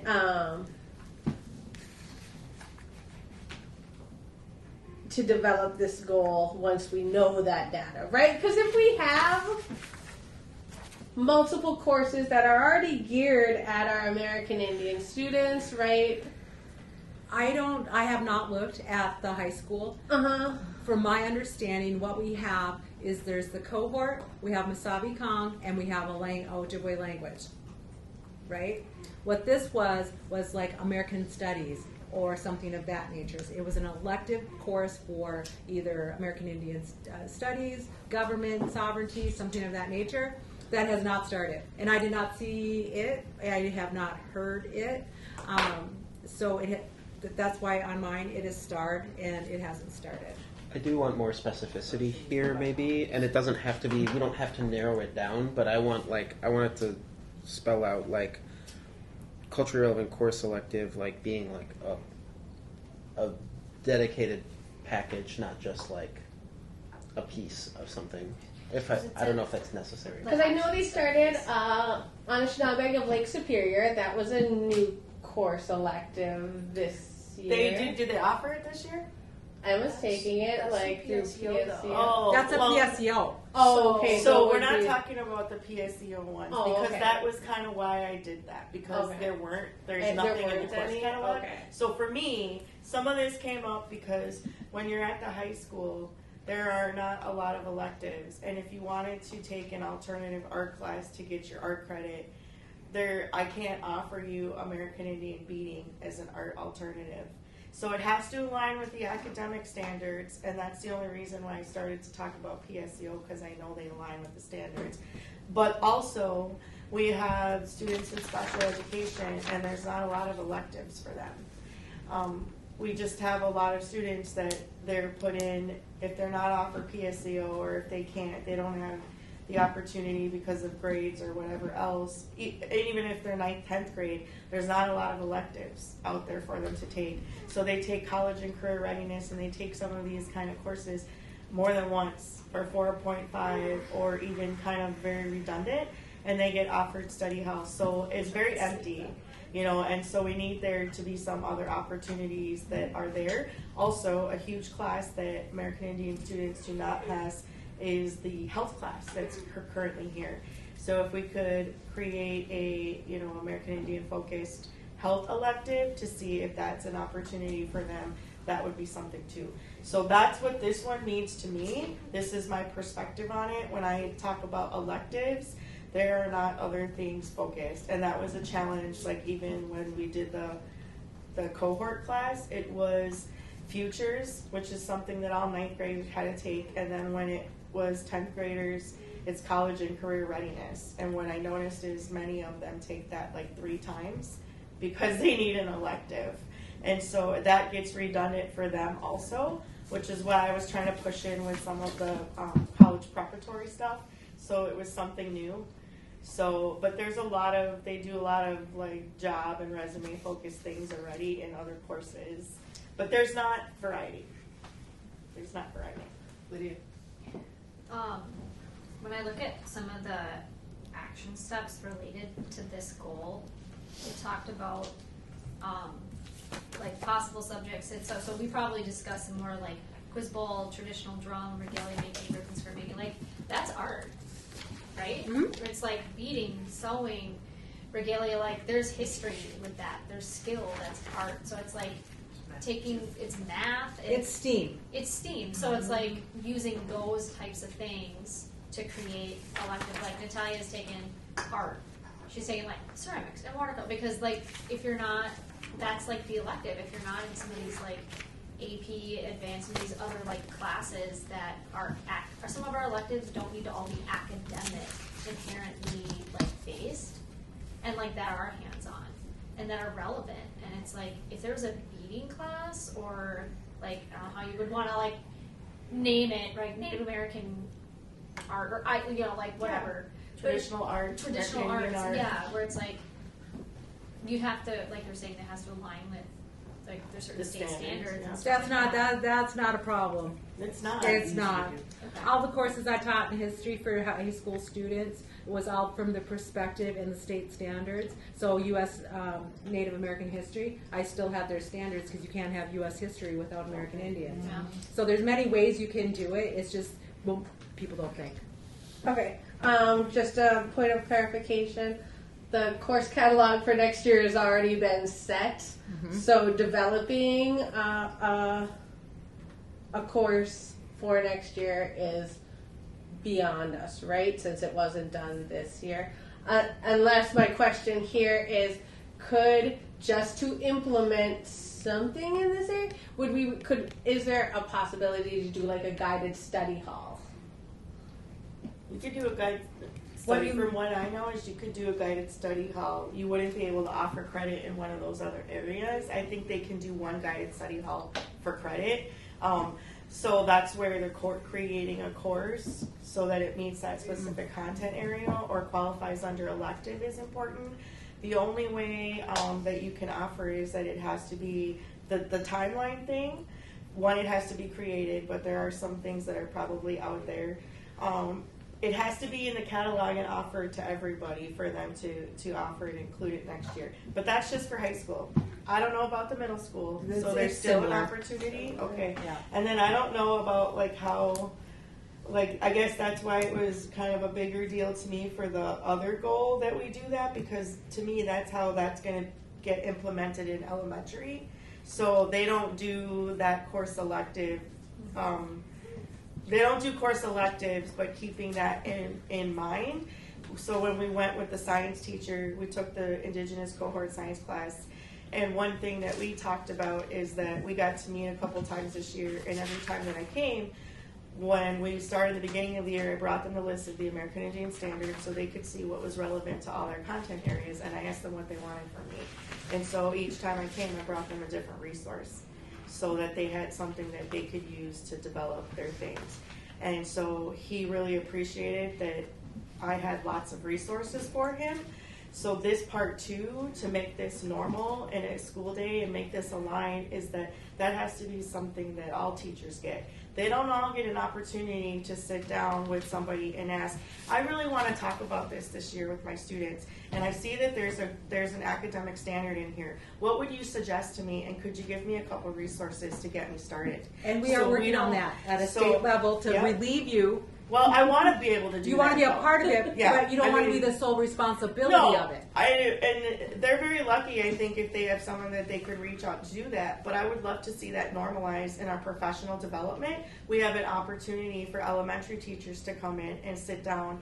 And I already know 4 things that they want that are in their standards that I can say, so here's some things I teach for that. Or here's some resources I have for that. Even if I had a chance to work with teachers and give them a list of all the free resources that I know, that would be it. That's the kind of professional development that they don't get the opportunity to do. Right. They don't get to sit somewhere and vet the resources with someone. And that's really time that they need.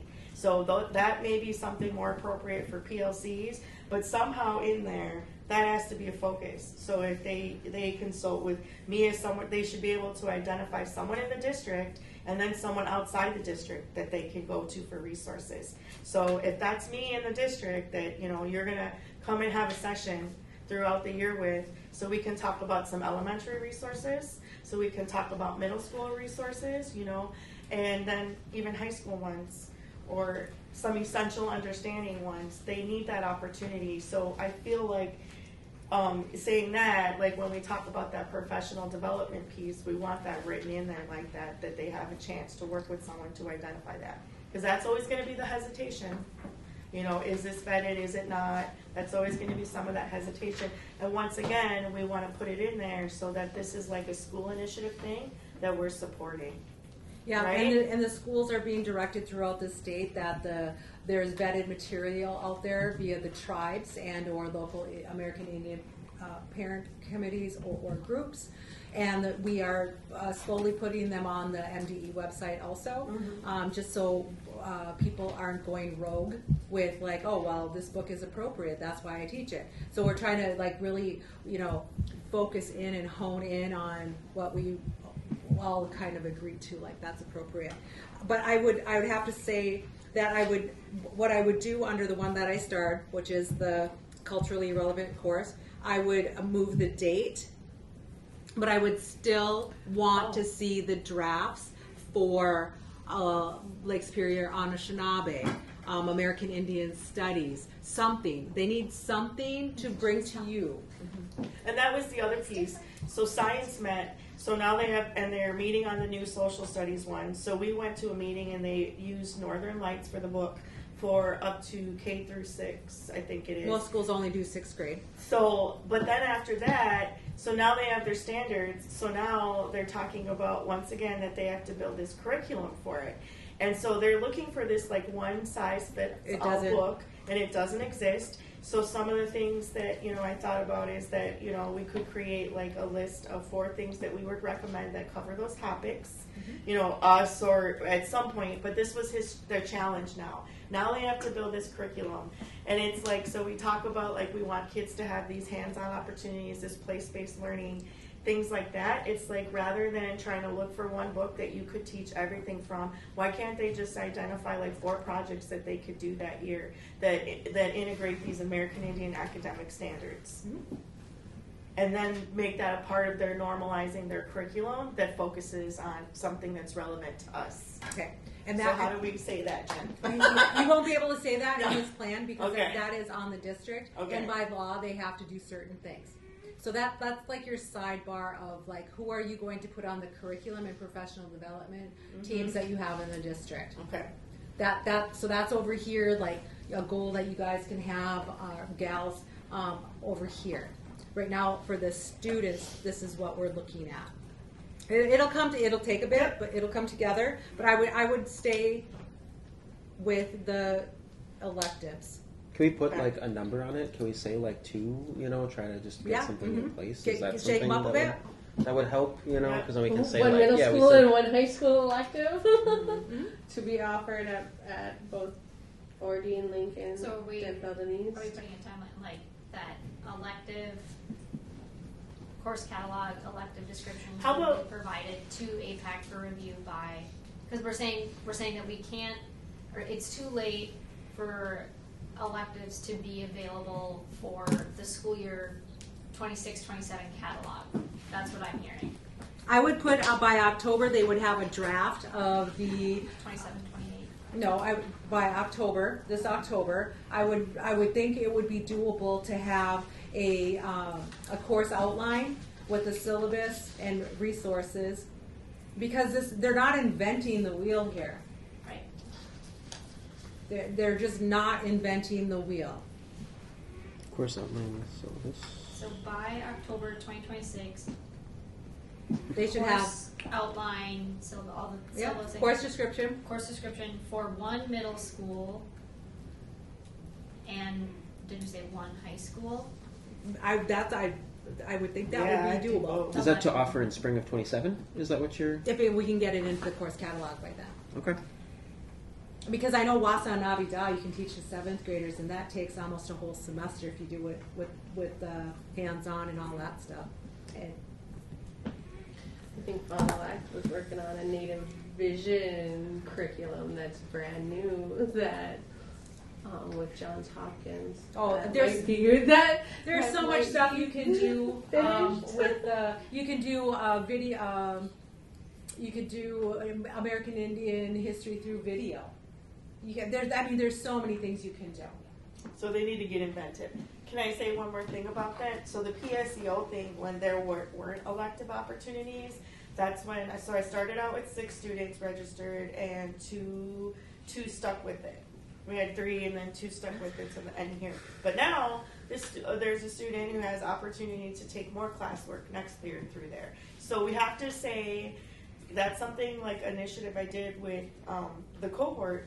But now we have to put it in here, so it's something, because we don't know what's going to happen with the cohort moving forward, and I'm not going to be here, so I mentored that like a little bit this year. So somehow we have to put that in here for it to be a focus for, you know, because I think they can do it in 10, but that it's a focus for them to offer PSEO, you know, for some of those electives. Somehow we have to say that. American Indian focused opportunities or classes, coursework. You need to make a motion for that. Yeah, but clean it up. I need to clean it up first. So, how do I want to say it? I want to say that I want to make a motion to add a goal. Can we finish goal 2 first? Are we done with that? No, we have to. I was going to make a motion. Okay. Oh, And then I'll work on this. Okay. I motion that we keep goal 2, but alter it to say, by October 2026, the district will provide a course description and outline for 1 middle school and 1 high school elective. We'll present it to AIPAC by October 2026. Do I have a second?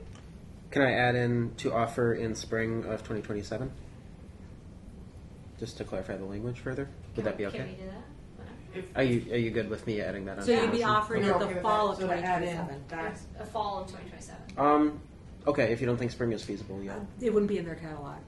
Oh, right, 'cause it's the they year come out count. with Yep. catalog already. Okay, fall of Yeah, 2027. So to be offered, fall 2027. Yes, Okay, do I have a second? I'll second that. A second. All right. Any opposed? Hearing no one, motion carries.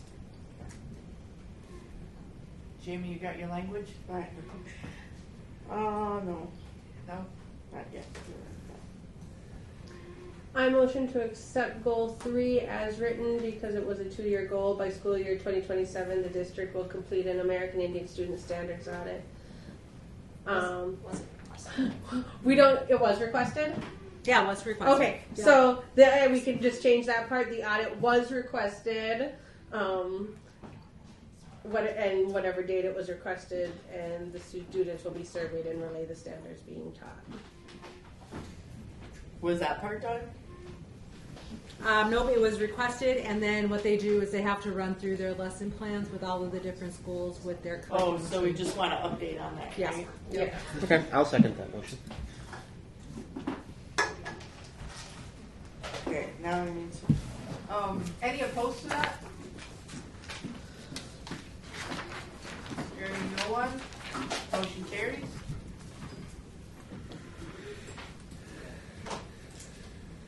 So on page 12 now?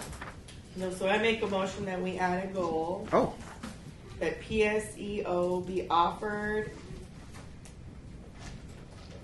continue to be offered to American Indian students.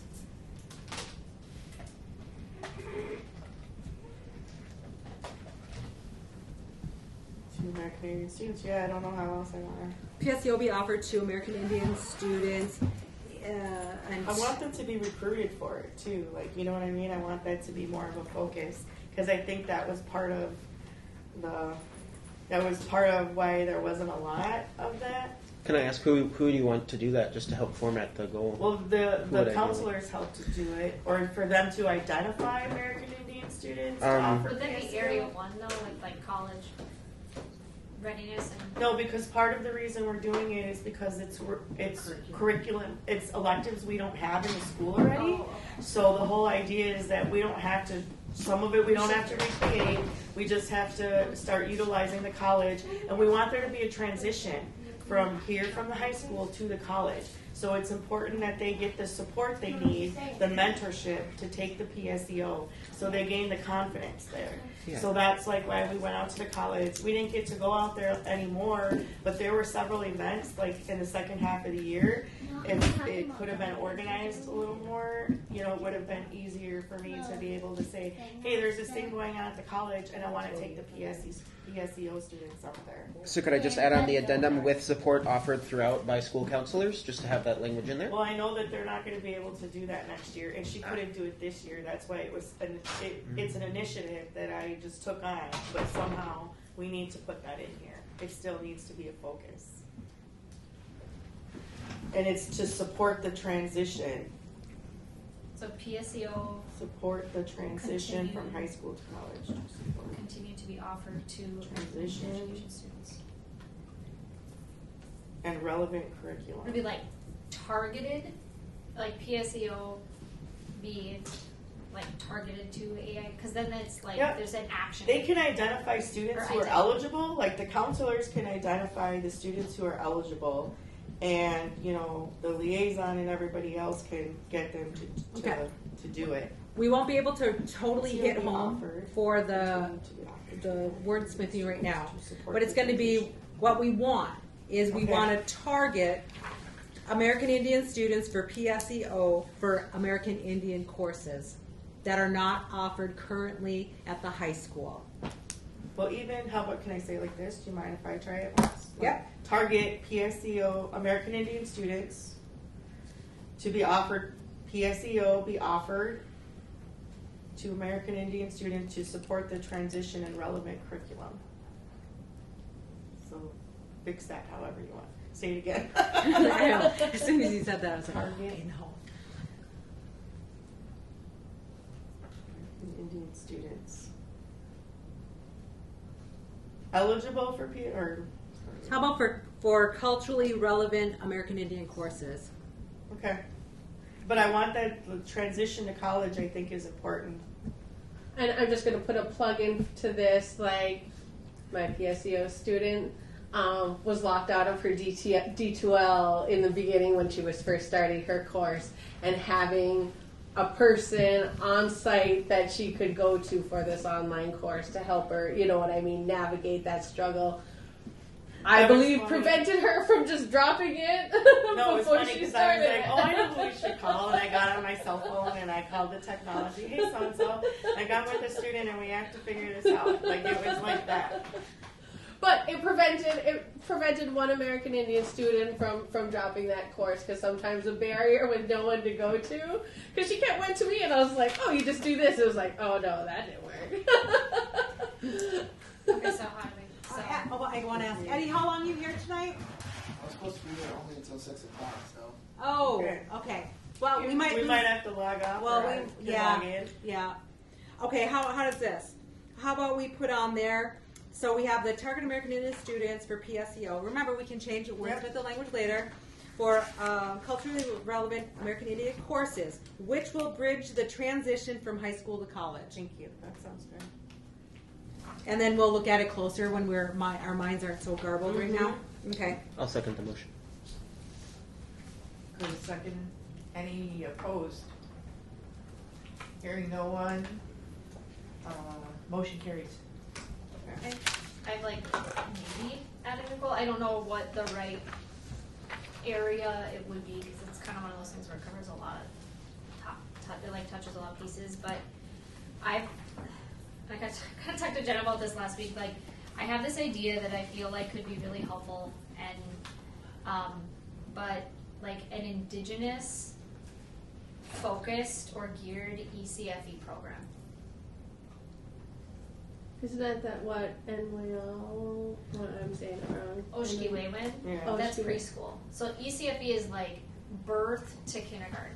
So it's like we're getting, because a lot of our students, by the time they get to kindergarten, they're already behind. This would be like engaging parents. So ECFE is early childhood and family education. Is that included in this? No, and we're going to have to go on, that'll be another side thing. And with Okay. that, you're going to work with the new Department of Children, Youth, and Families. That's where early childhood is now located. Okay. And there is curriculum and stuff for Ojibwe specific and Dakota. So there's ways to do it, but keep this over here. Okay. Yeah, because I'm just like a lot of our families like don't have a good relationship with school, and like that can help build that. Parents who didn't have parents, they don't know how to read to their babies. They don't know, like Yeah. those kinds of things. Starting our kids out day one with some support, so that when they get to kindergarten, they're not playing catch up day one. Playing catch up is right. I just didn't know where that would go, or Yeah. how, or if. Okay.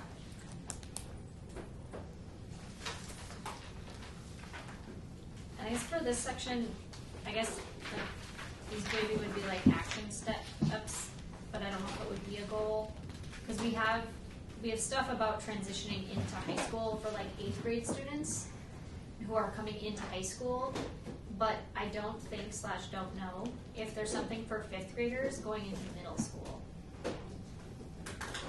Because that's a big shift, and I don't know, like, are we setting our kids, where it's like, now you go to middle school, you're supposed to be more independent. Are they being supported in that transition? Would that go here? Because in our action steps, we talk about supporting the transition to high school. Okay, so what you would like to see is in the action steps, we add all transitions. We did talk about the 5th graders going to the middle school. The 1854 thing today, or what are we talking about? Just in general. So Oh yeah, wanting to celebrate them with, well, you know we'll what celebrate I mean? and then the But transition. help Yeah. them transition in there. Yeah.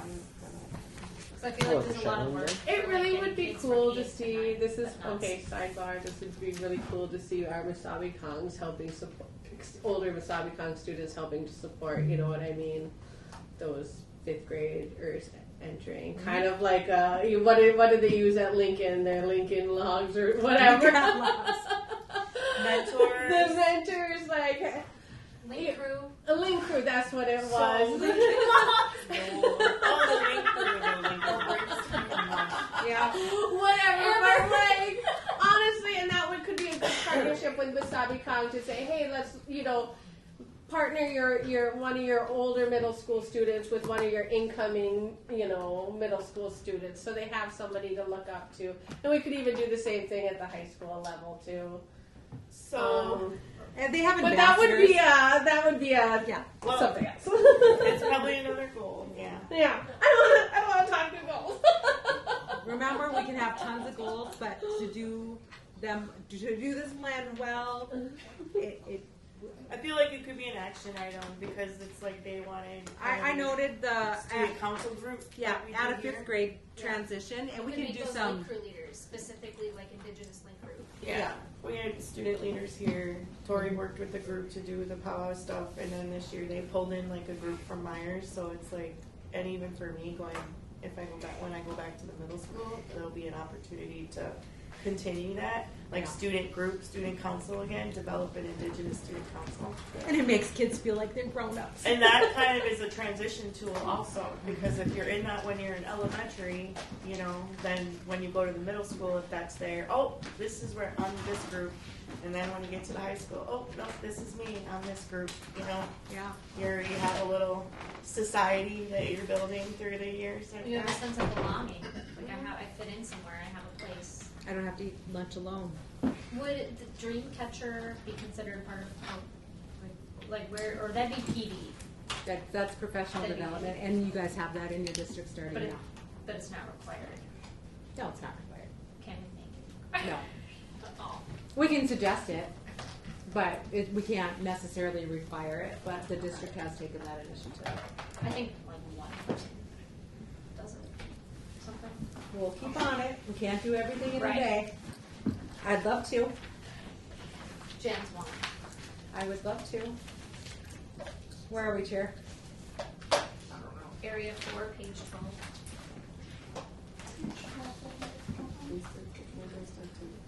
Tell me when you want to sign up. Just let me know. You can sign in now to. All right, I'll sign in on the big one. Because then the camera will work. So the first goal is By May of 2026. So Yeah. we're going to have to change that. So the strategic plan I know is in draft form. I think we've got most of the domains. The issue that we have right now is we need to, one, present it to AIPAC and the other American Indian staff and families. So we need to like put it up somewhere for public comment. And in the strategic plan, like as we write these goals too, these need to be in that strategic plan. Otherwise people have different goals all over the place. So one central area would be the strategic plan. So that the date would have to change on there. well, this is about the Indian liaisons using Infinite Campus to identify high schools. And we're still working on that. That's a part that's in the strategic Yeah. plan. So do we keep that? Yes, we would keep So that. what would be an acceptable date to be by? When do you all come back for when school starts? The staff. I mean, we usually meet in August. We usually have an August meeting. We don't have that scheduled. But the district usually doesn't come to the August meeting.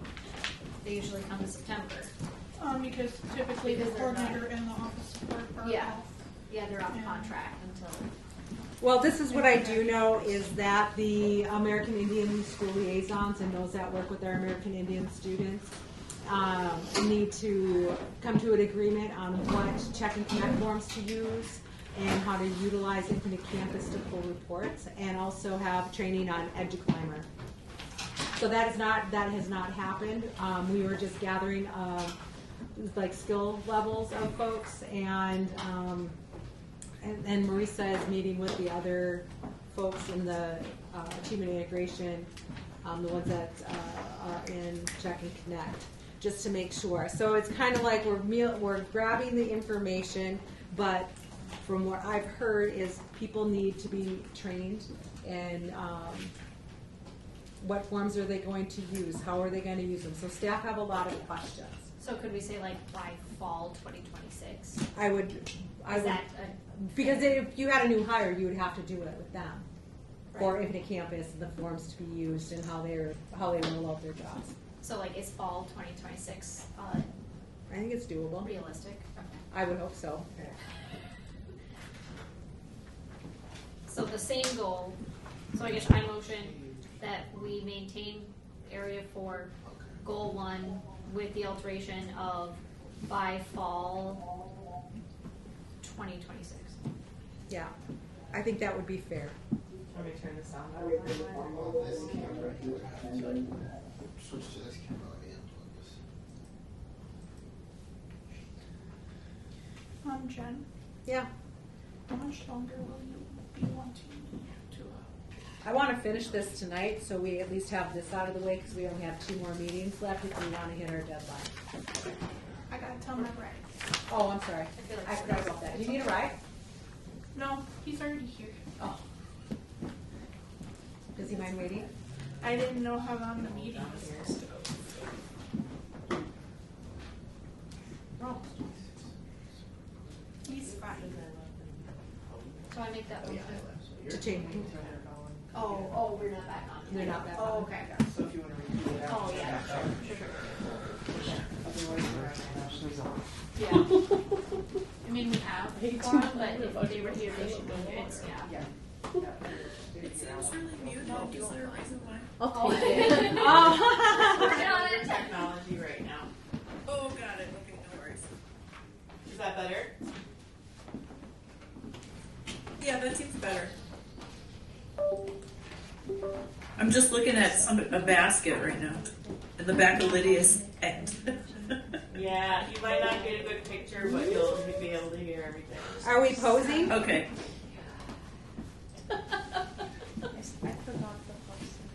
We're just waiting till the. How's that? Good. Yeah, that's a little better. Okay. I like you could do Nice like hair, a Lydia. little side group, student group, do meeting Better than rooms. watching me eat.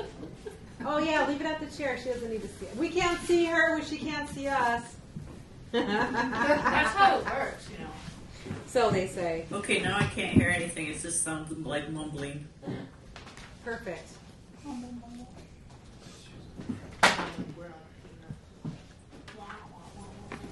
Oh yeah, that's right. That was Charlie The Ryan. adults and peanuts.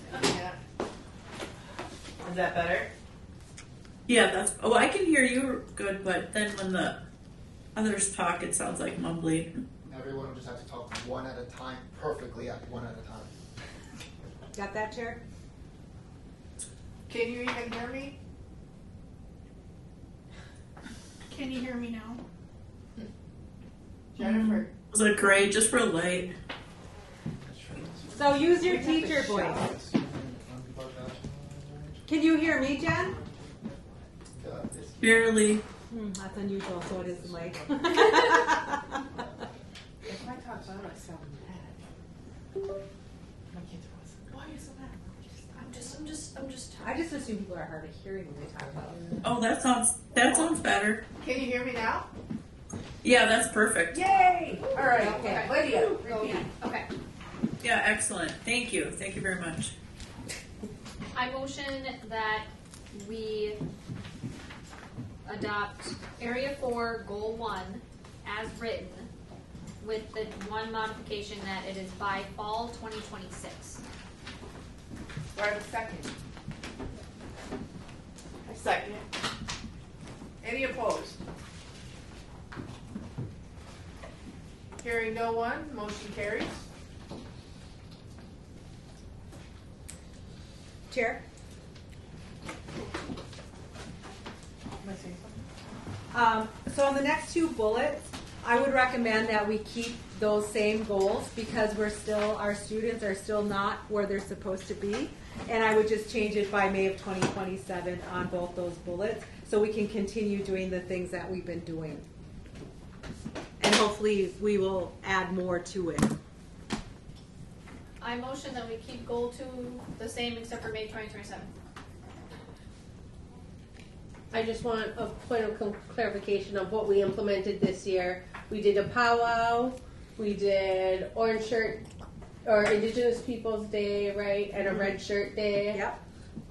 So we met this mark for this year. Yep, and we also have the flag. Oh, yeah, in the the honor flag. guard at the East High School. And Okay. at Denville. Oh, and at Denville. The Fond du Lac That's flag right, got both. put up in the gym. Yeah, that's right. So both high schools were with our flags this year, but we still have the middle schools. We still have, so let's Yep. keep. We're gonna keep going on. Yes. Yep. Okay. Cool. So- Just wanted to get a rundown of what we did this year. Now you know why my So sheet's always so who's messy. second? Yeah. Yep, I did a motion that goal 2, area 4, goal 2 remain the same with the change by May 2027. Do I have a second? I'll second. Any opposed? All right, hearing no one opposed, motion carries. Now the third one, same thing?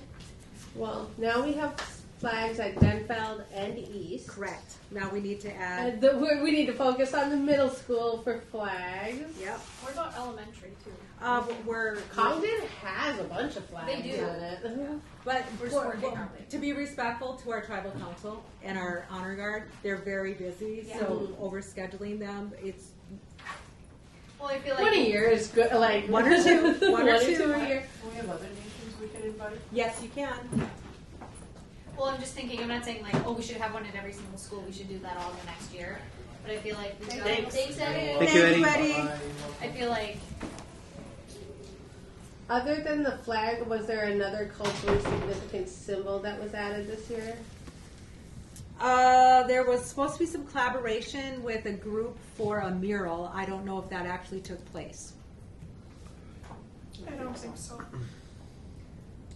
Did we have like somebody come in from the community to lead like an art project or anything to do a mural, or There what was did an that look like? initiative with some collaborative from maybe Lincoln Park Yes. School Family Collaborative, Yes, there you go. LPCFC. Yes, there you go. Oh, okay. However, it hasn't happened that I know of, but I'm going to check on it. And then, not like worst case scenario or anything, but we can do a mural somewhere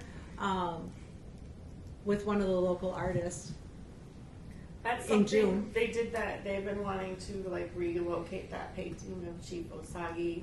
Another thing that would fit under here is that we wanted to relocate the cultural items and find an appropriate like display case or somewhere in the building for them. So we didn't get to do that, but this would be a good place to put that because how to fund the cases was like a question.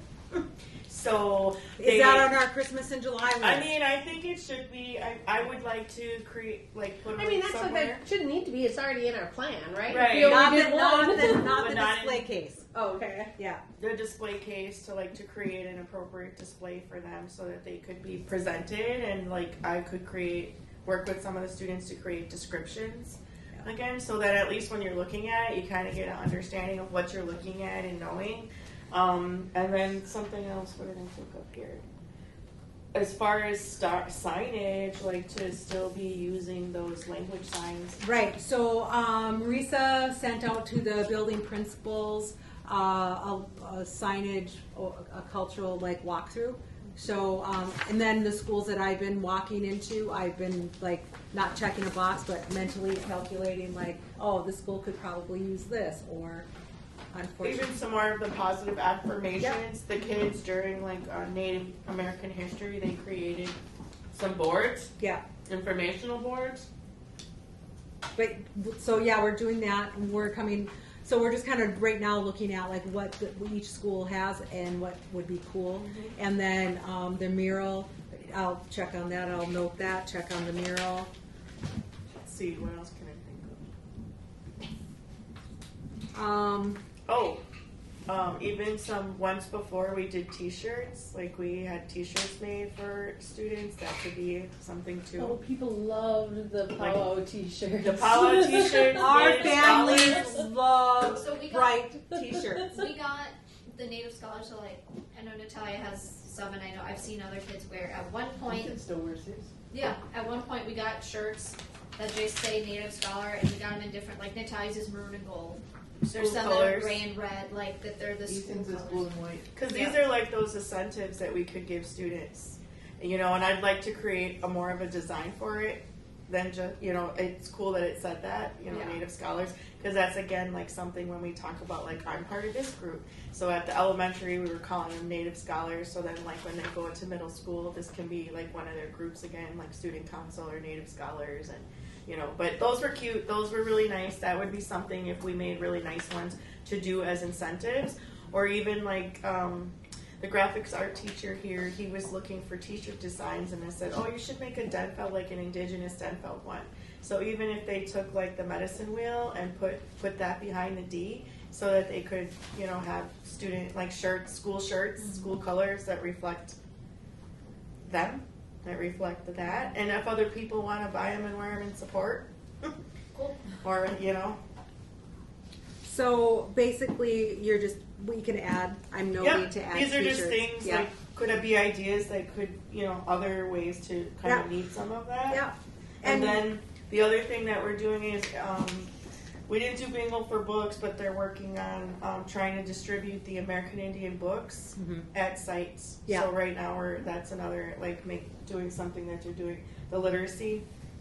They're trying to work with us and have us distribute them, but they're making a plan to try to distribute books at each site, like for American Indian students. So. Yeah. So are we changing this? Okay. But that's all in there. Those are all things that are part of that. So Yeah. some of that, even though maybe doesn't feel or you don't think of it right away, there are some things that Yeah. probably are relevant, and I think that would probably be okay for us. And these are mostly self-image and making sure our students feel seen and heard in the school. They feel comfortable walking into school. Those are what we're trying to accomplish, I think, with these goals.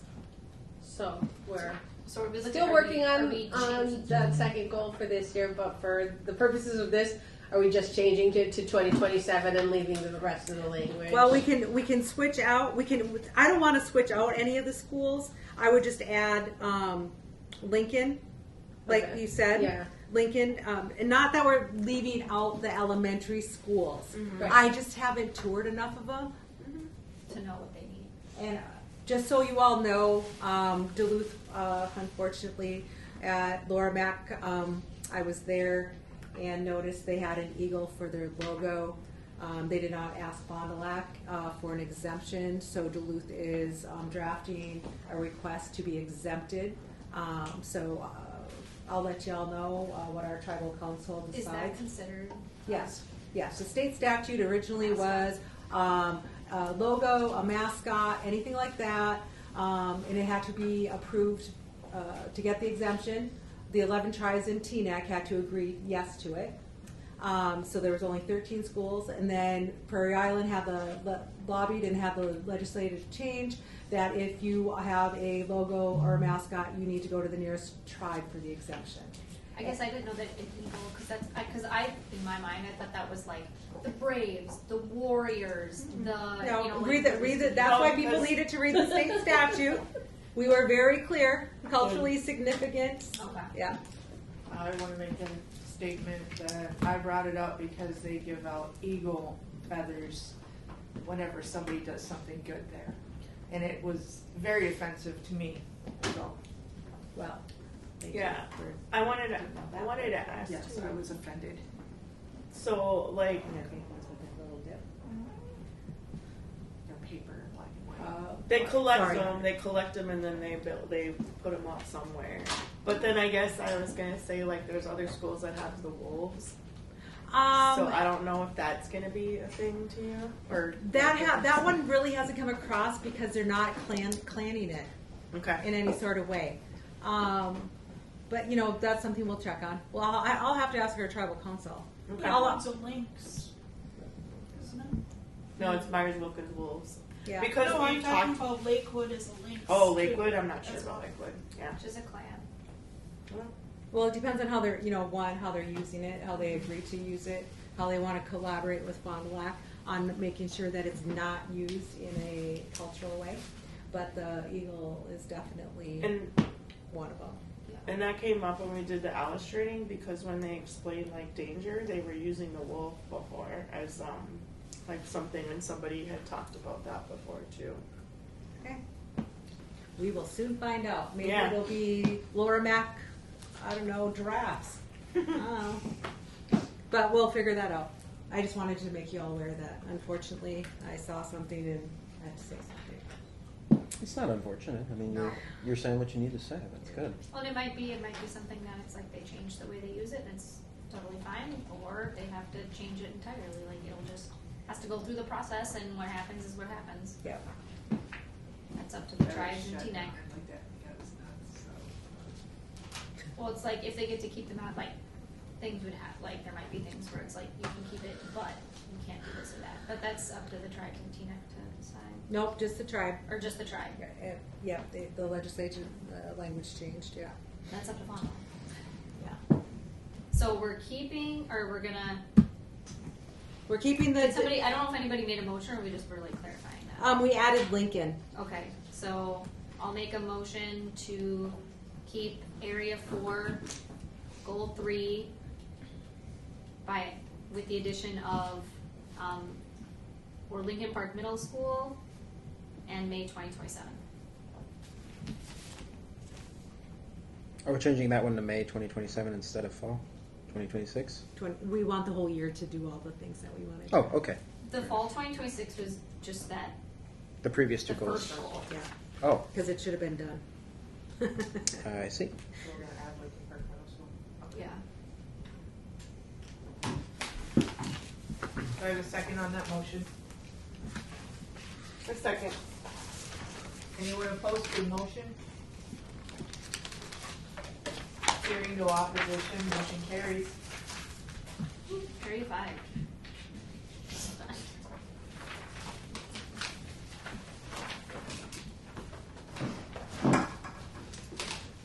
There's only 2 goals. So just can we get a rundown of how, what this looked like this year? Yeah, I'm just trying to get my glasses. Oh, here they are. Okay. We are in 5. Okay, so let's see. This year, these are our contracted services and professional development. I had on the list, we had Ricky White,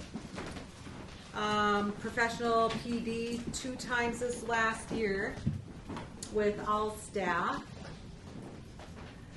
Ricky Defoe was also, he talked, and he was also, I think, he did the opening prayer. Are you allowed to say that at public school? He said a few good words. And then Ricky White also came back and worked with a group of students, May 4th. Yeah, staff were May 3rd, and I think the students were May 4th. What, high school, middle school, elementary? I want to say he came to, I can't say. He came to Denfeld. He went Okay, met with Western. the Indigenous cohort, and then he met with some students at Lincoln Park Thank you. in the Ojibwe language class. LPMS. I haven't had time to catch up with him. Yeah. That And then was he met really with AIE staff, like May 9th or something. We had a 2-hour session with them on a Friday. Okay. And then he met with all staff too earlier in the year. And In for March. this last PD day also, Yeah. in May. That was Ricky White. Ricky White. And then Ricky Defoe did a 2 opening ceremonies. Yeah, he's done. He did a professional development too, Yeah. because remember I told you I saw him and Jeff at East, so they were both over there together. And Tom Howes did professional development with the paras.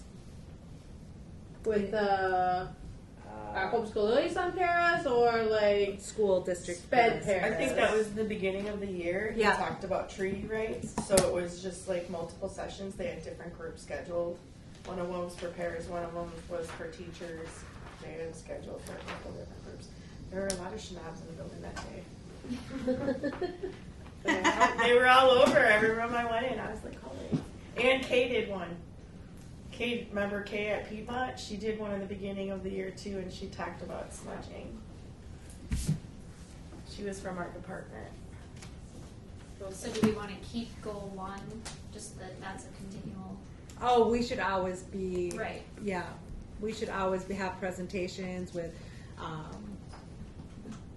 our folks, and especially having the elders too. We're not done with any. We're not done yet. Just so you all know, with our events. I'm not totally approved for 2 of them yet, but I'm going to share it with you anyway. So One Roof Housing Community Center. I like the place because one, it's $20 an hour, and there's parking, and it's on the bus line, and it serves our Central Hillside folks.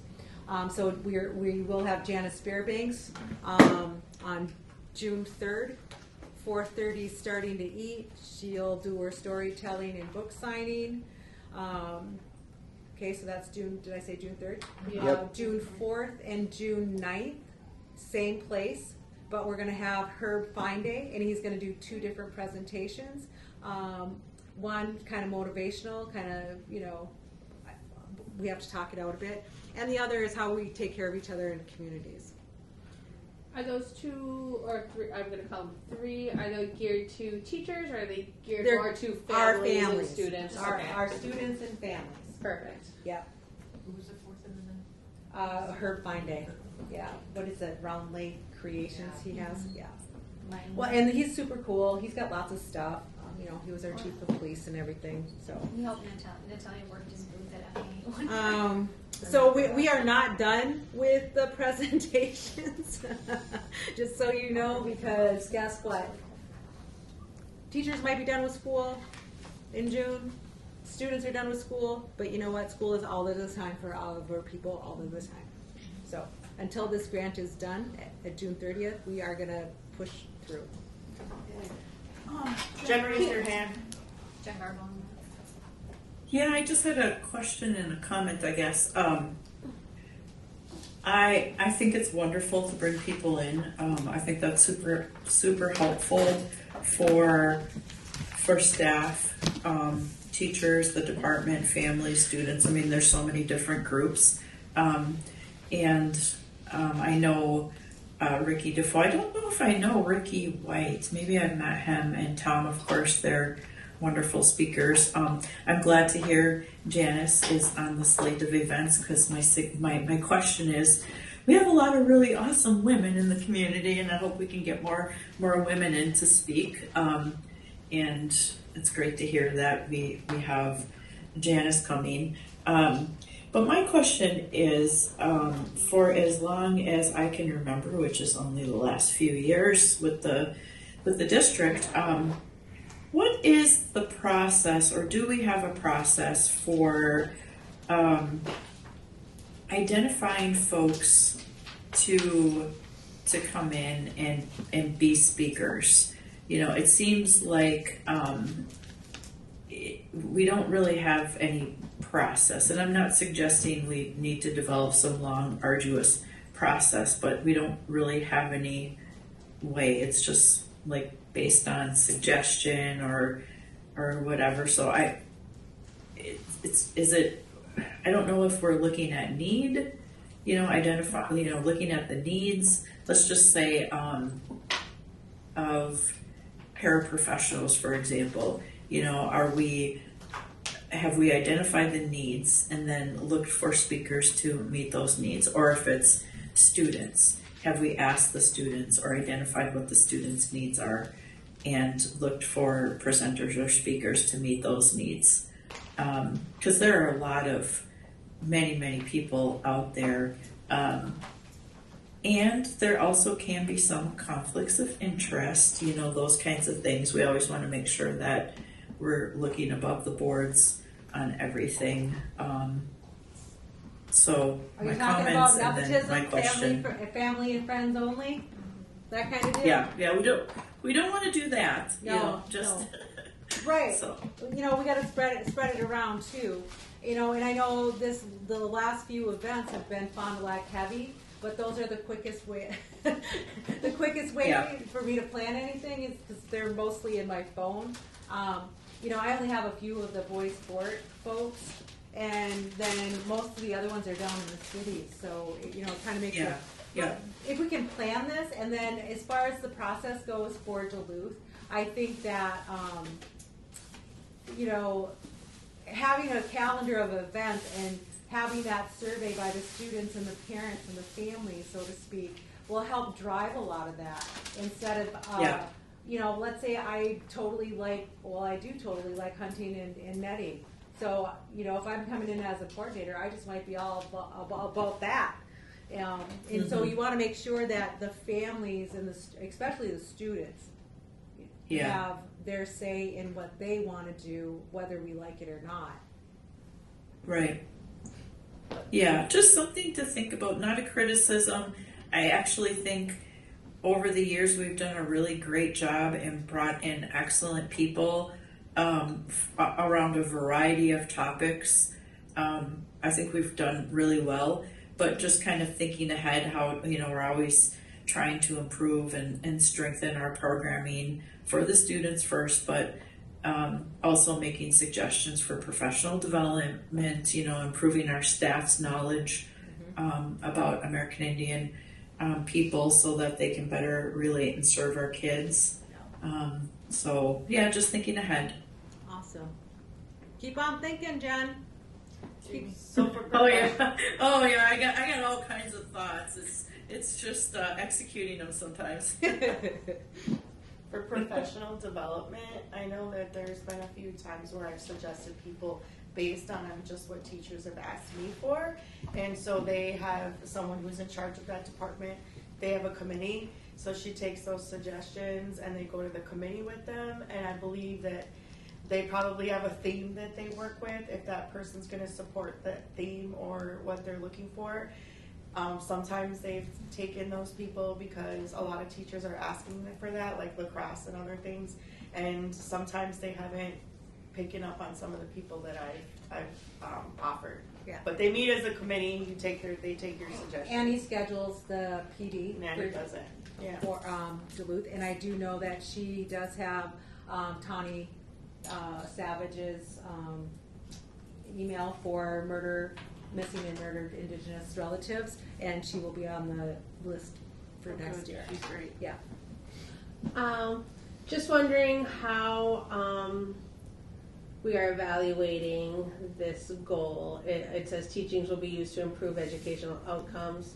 How do we know, like, our staff being asked at their PLC teams, like, you know, what was your takeaway? How you implement this lesson, or this 8 hours of PD that you got from Ricky White? Is there any evaluation actually happening, and how this is actually impacting how they're teaching, right? Because we can give all the professional development we want, but if it never makes it in the classroom, Yeah, That's what the standards audits. yeah. Typically, staff when they fill it out, they enjoy it. There's some takeaways that they'll definitely do.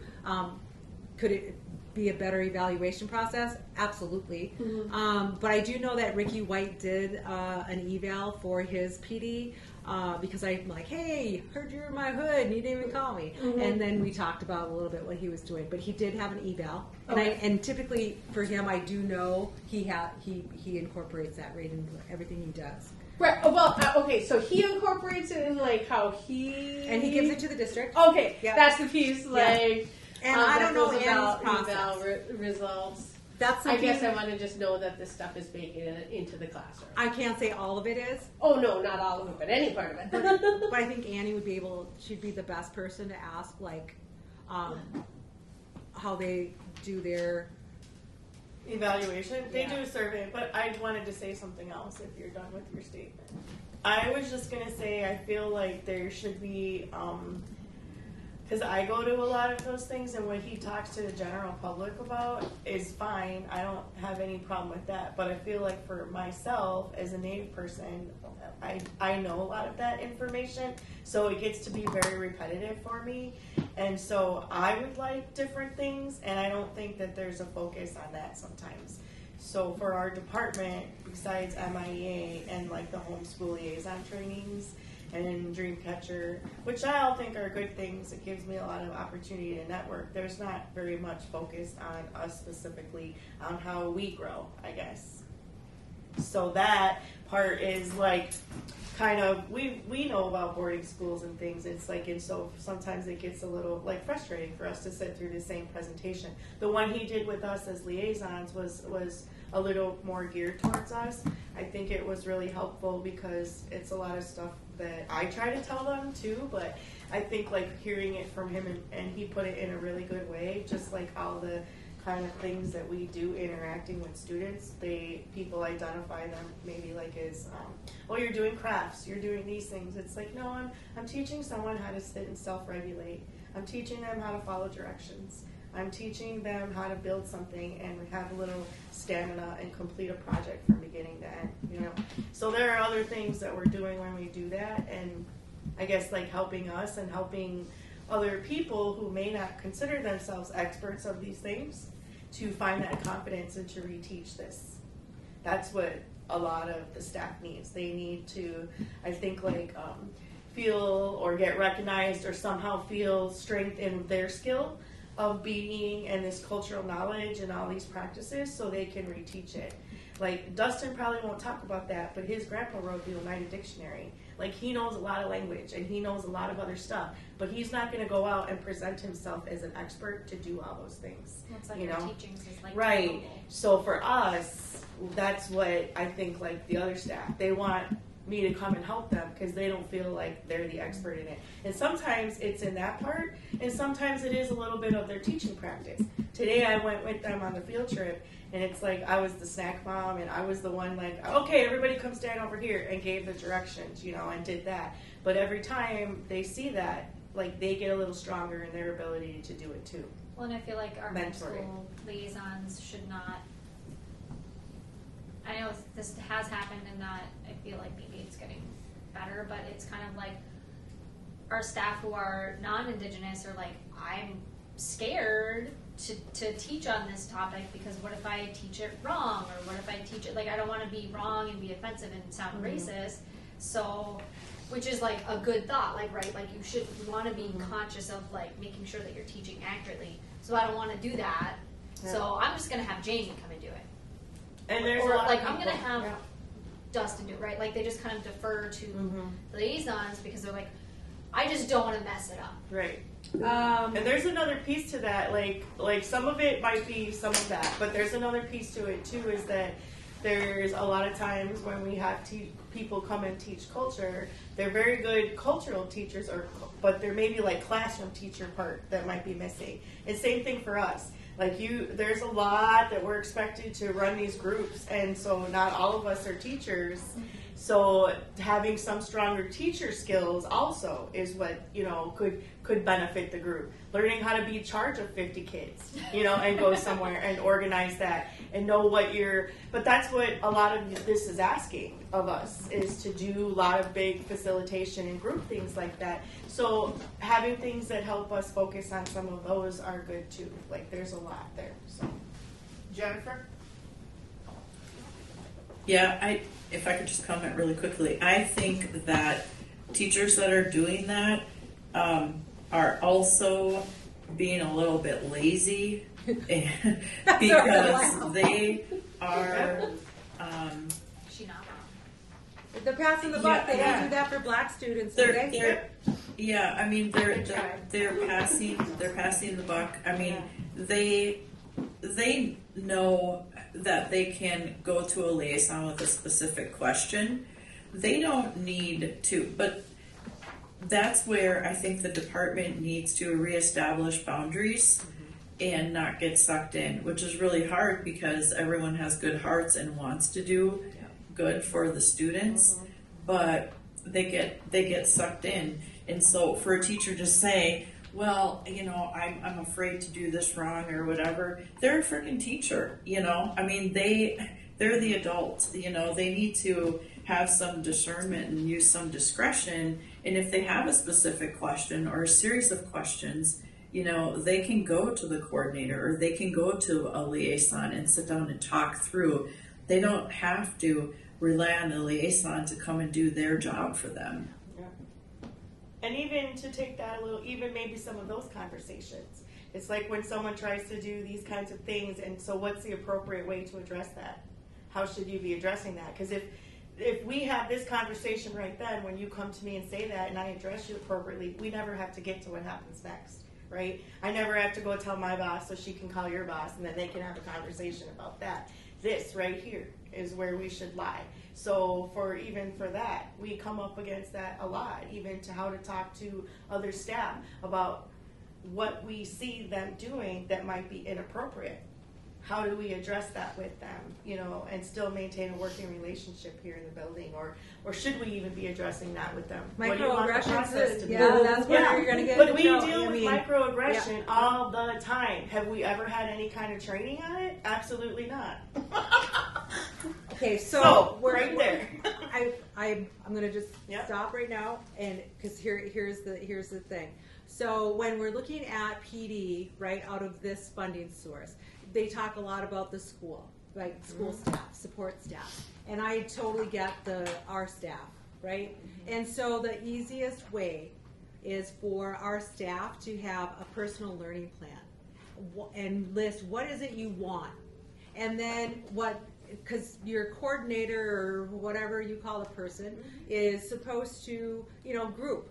Okay, well maybe I have 7 staff or 5 staff. 3 of them really want to work on positive interactions with microaggressions in the workplace, and 2 might want to work on something else. So then at least I know I can do 2 different ones, and I know this group is going to do this and this group is going to do that.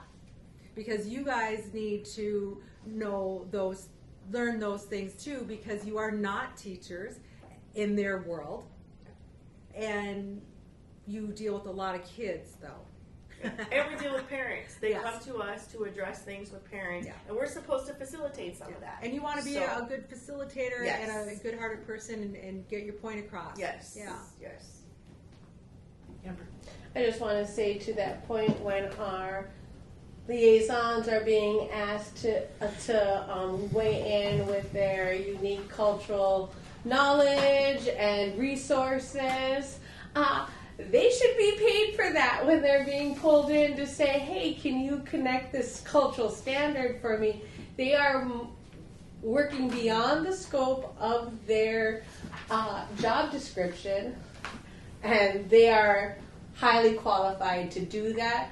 But when they are being utilized in that capacity, this is the goal area where we can say, hey, we need to throw them some money for that, for having that experience and knowledge at our fingertips. So just even adding in here somehow that doing a time study on how often this happens, right, in their day-to-day work, so that it can be tracked and accounted for and recognized that knowledge is being utilized in that way. There's a union thing with that. Okay.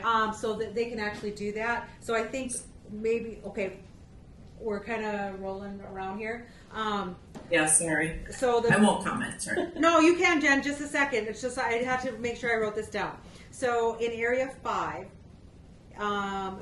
it says promote Indigenous voices in all PD, mentioning opportunities, increasing Indigenous leadership opportunities. We should also have in there professional development for Native staff based on their professional learning plans, and compensation for American Indian staff for their their unique cultural knowledge and professional resources and connections. There you go. So I just wanted to make sure I kind of figured that one out. Lydia had her hand up next, and then Jennifer. So, in the interest of time, area, what am I on now? 5, goal 1. I vote we just keep it the way it is.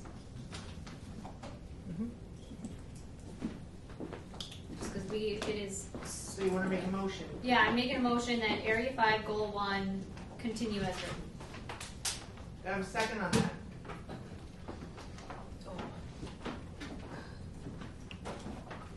Will plan, promote, and provide 8 hours of professional development to classroom teachers that have best practices. I second. Any opposed to that? Hearing no opposition, motion carries. Jennifer? Yeah, I'll just add that, you know, the Duluth Public School is not a unique system to this. The university and a lot of other systems, I mean, it's unpaid cultural and emotional labor, and they'll suck every last bit of it out of you as long as you're willing to give it. Yeah. So, you know, and they present it in a way that, you know, it feels like an honor that you're doing it, or you know, it's a very manipulative way, and they, you know, it's exploitative in that we want to help our, in this case, our students, our kids, right? And we're passionate about who we are as people. So I do think there's something to be said about some type of statement. I think Amber G was going in that direction, and then Jen, you were adding to it, and it has to do with boundaries and the liaison's job description. And if there is, I mean, it's not unlike the Misabacon teachers saying that, you know, you want us to write this extra curriculum and getting paid, or, you know, you want us to write curriculum and getting paid, you know, additional, to be compensated to do that above and beyond their contract hours, or, you know, other type of work. I don't see it as any different than that. So there has to be a way to keep track of that, if in fact that's happening, which of course it is, and to be compensated for that.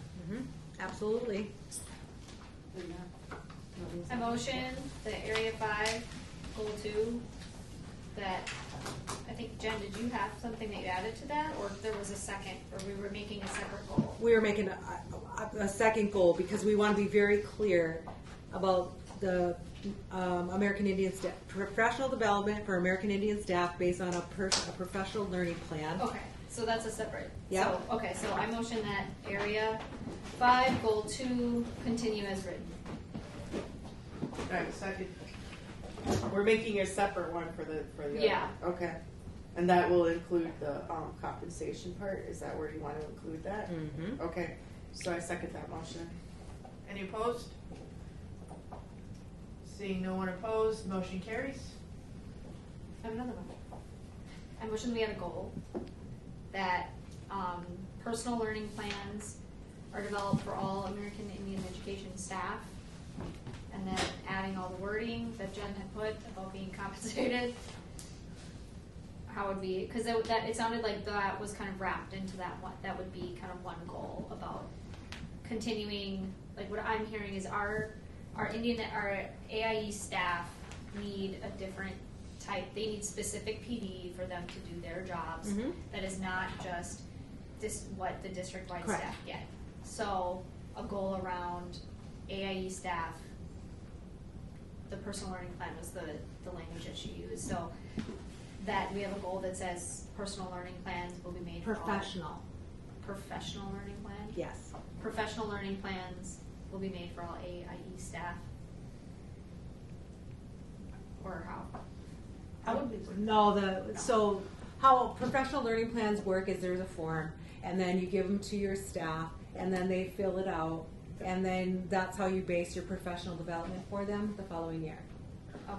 It's usually done in the spring, so that way there's planning time. So professional learning plans are done, Are completed are completed by AIE staff Mhm. to inform specific relevant training. Culturally relevant training.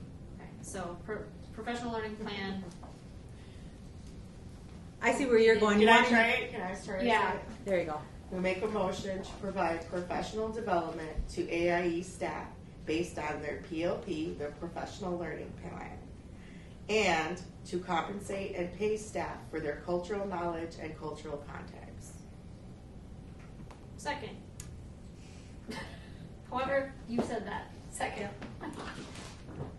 Anyone opposed? Can I second my own motion? No, you can third it, Oh, but she you seconded it. can't. Okay, sorry, yeah. I have no Wait, objection. wait a minute, I only heard one person talk. Jen's hearing everybody talk. Cultural. You made the motion, she seconded. All right. No one's opposed? All right, motion carries. All right. All right, that's all the things. Yeah, and we'll get some language around that, because typically what it looks like in it's additional duties. You know, and you're contracted in summertime anyway, and other times, so, and it's not unusual, it's the norm. My daughter is supposed to be at practice. She's like, why are we not? So can we make a motion to adjourn? I make a motion to adjourn. All right, second. Anyone Right, hear third. it? Anybody opposed? All right, we're adjourned. Thanks, Jen. Okay.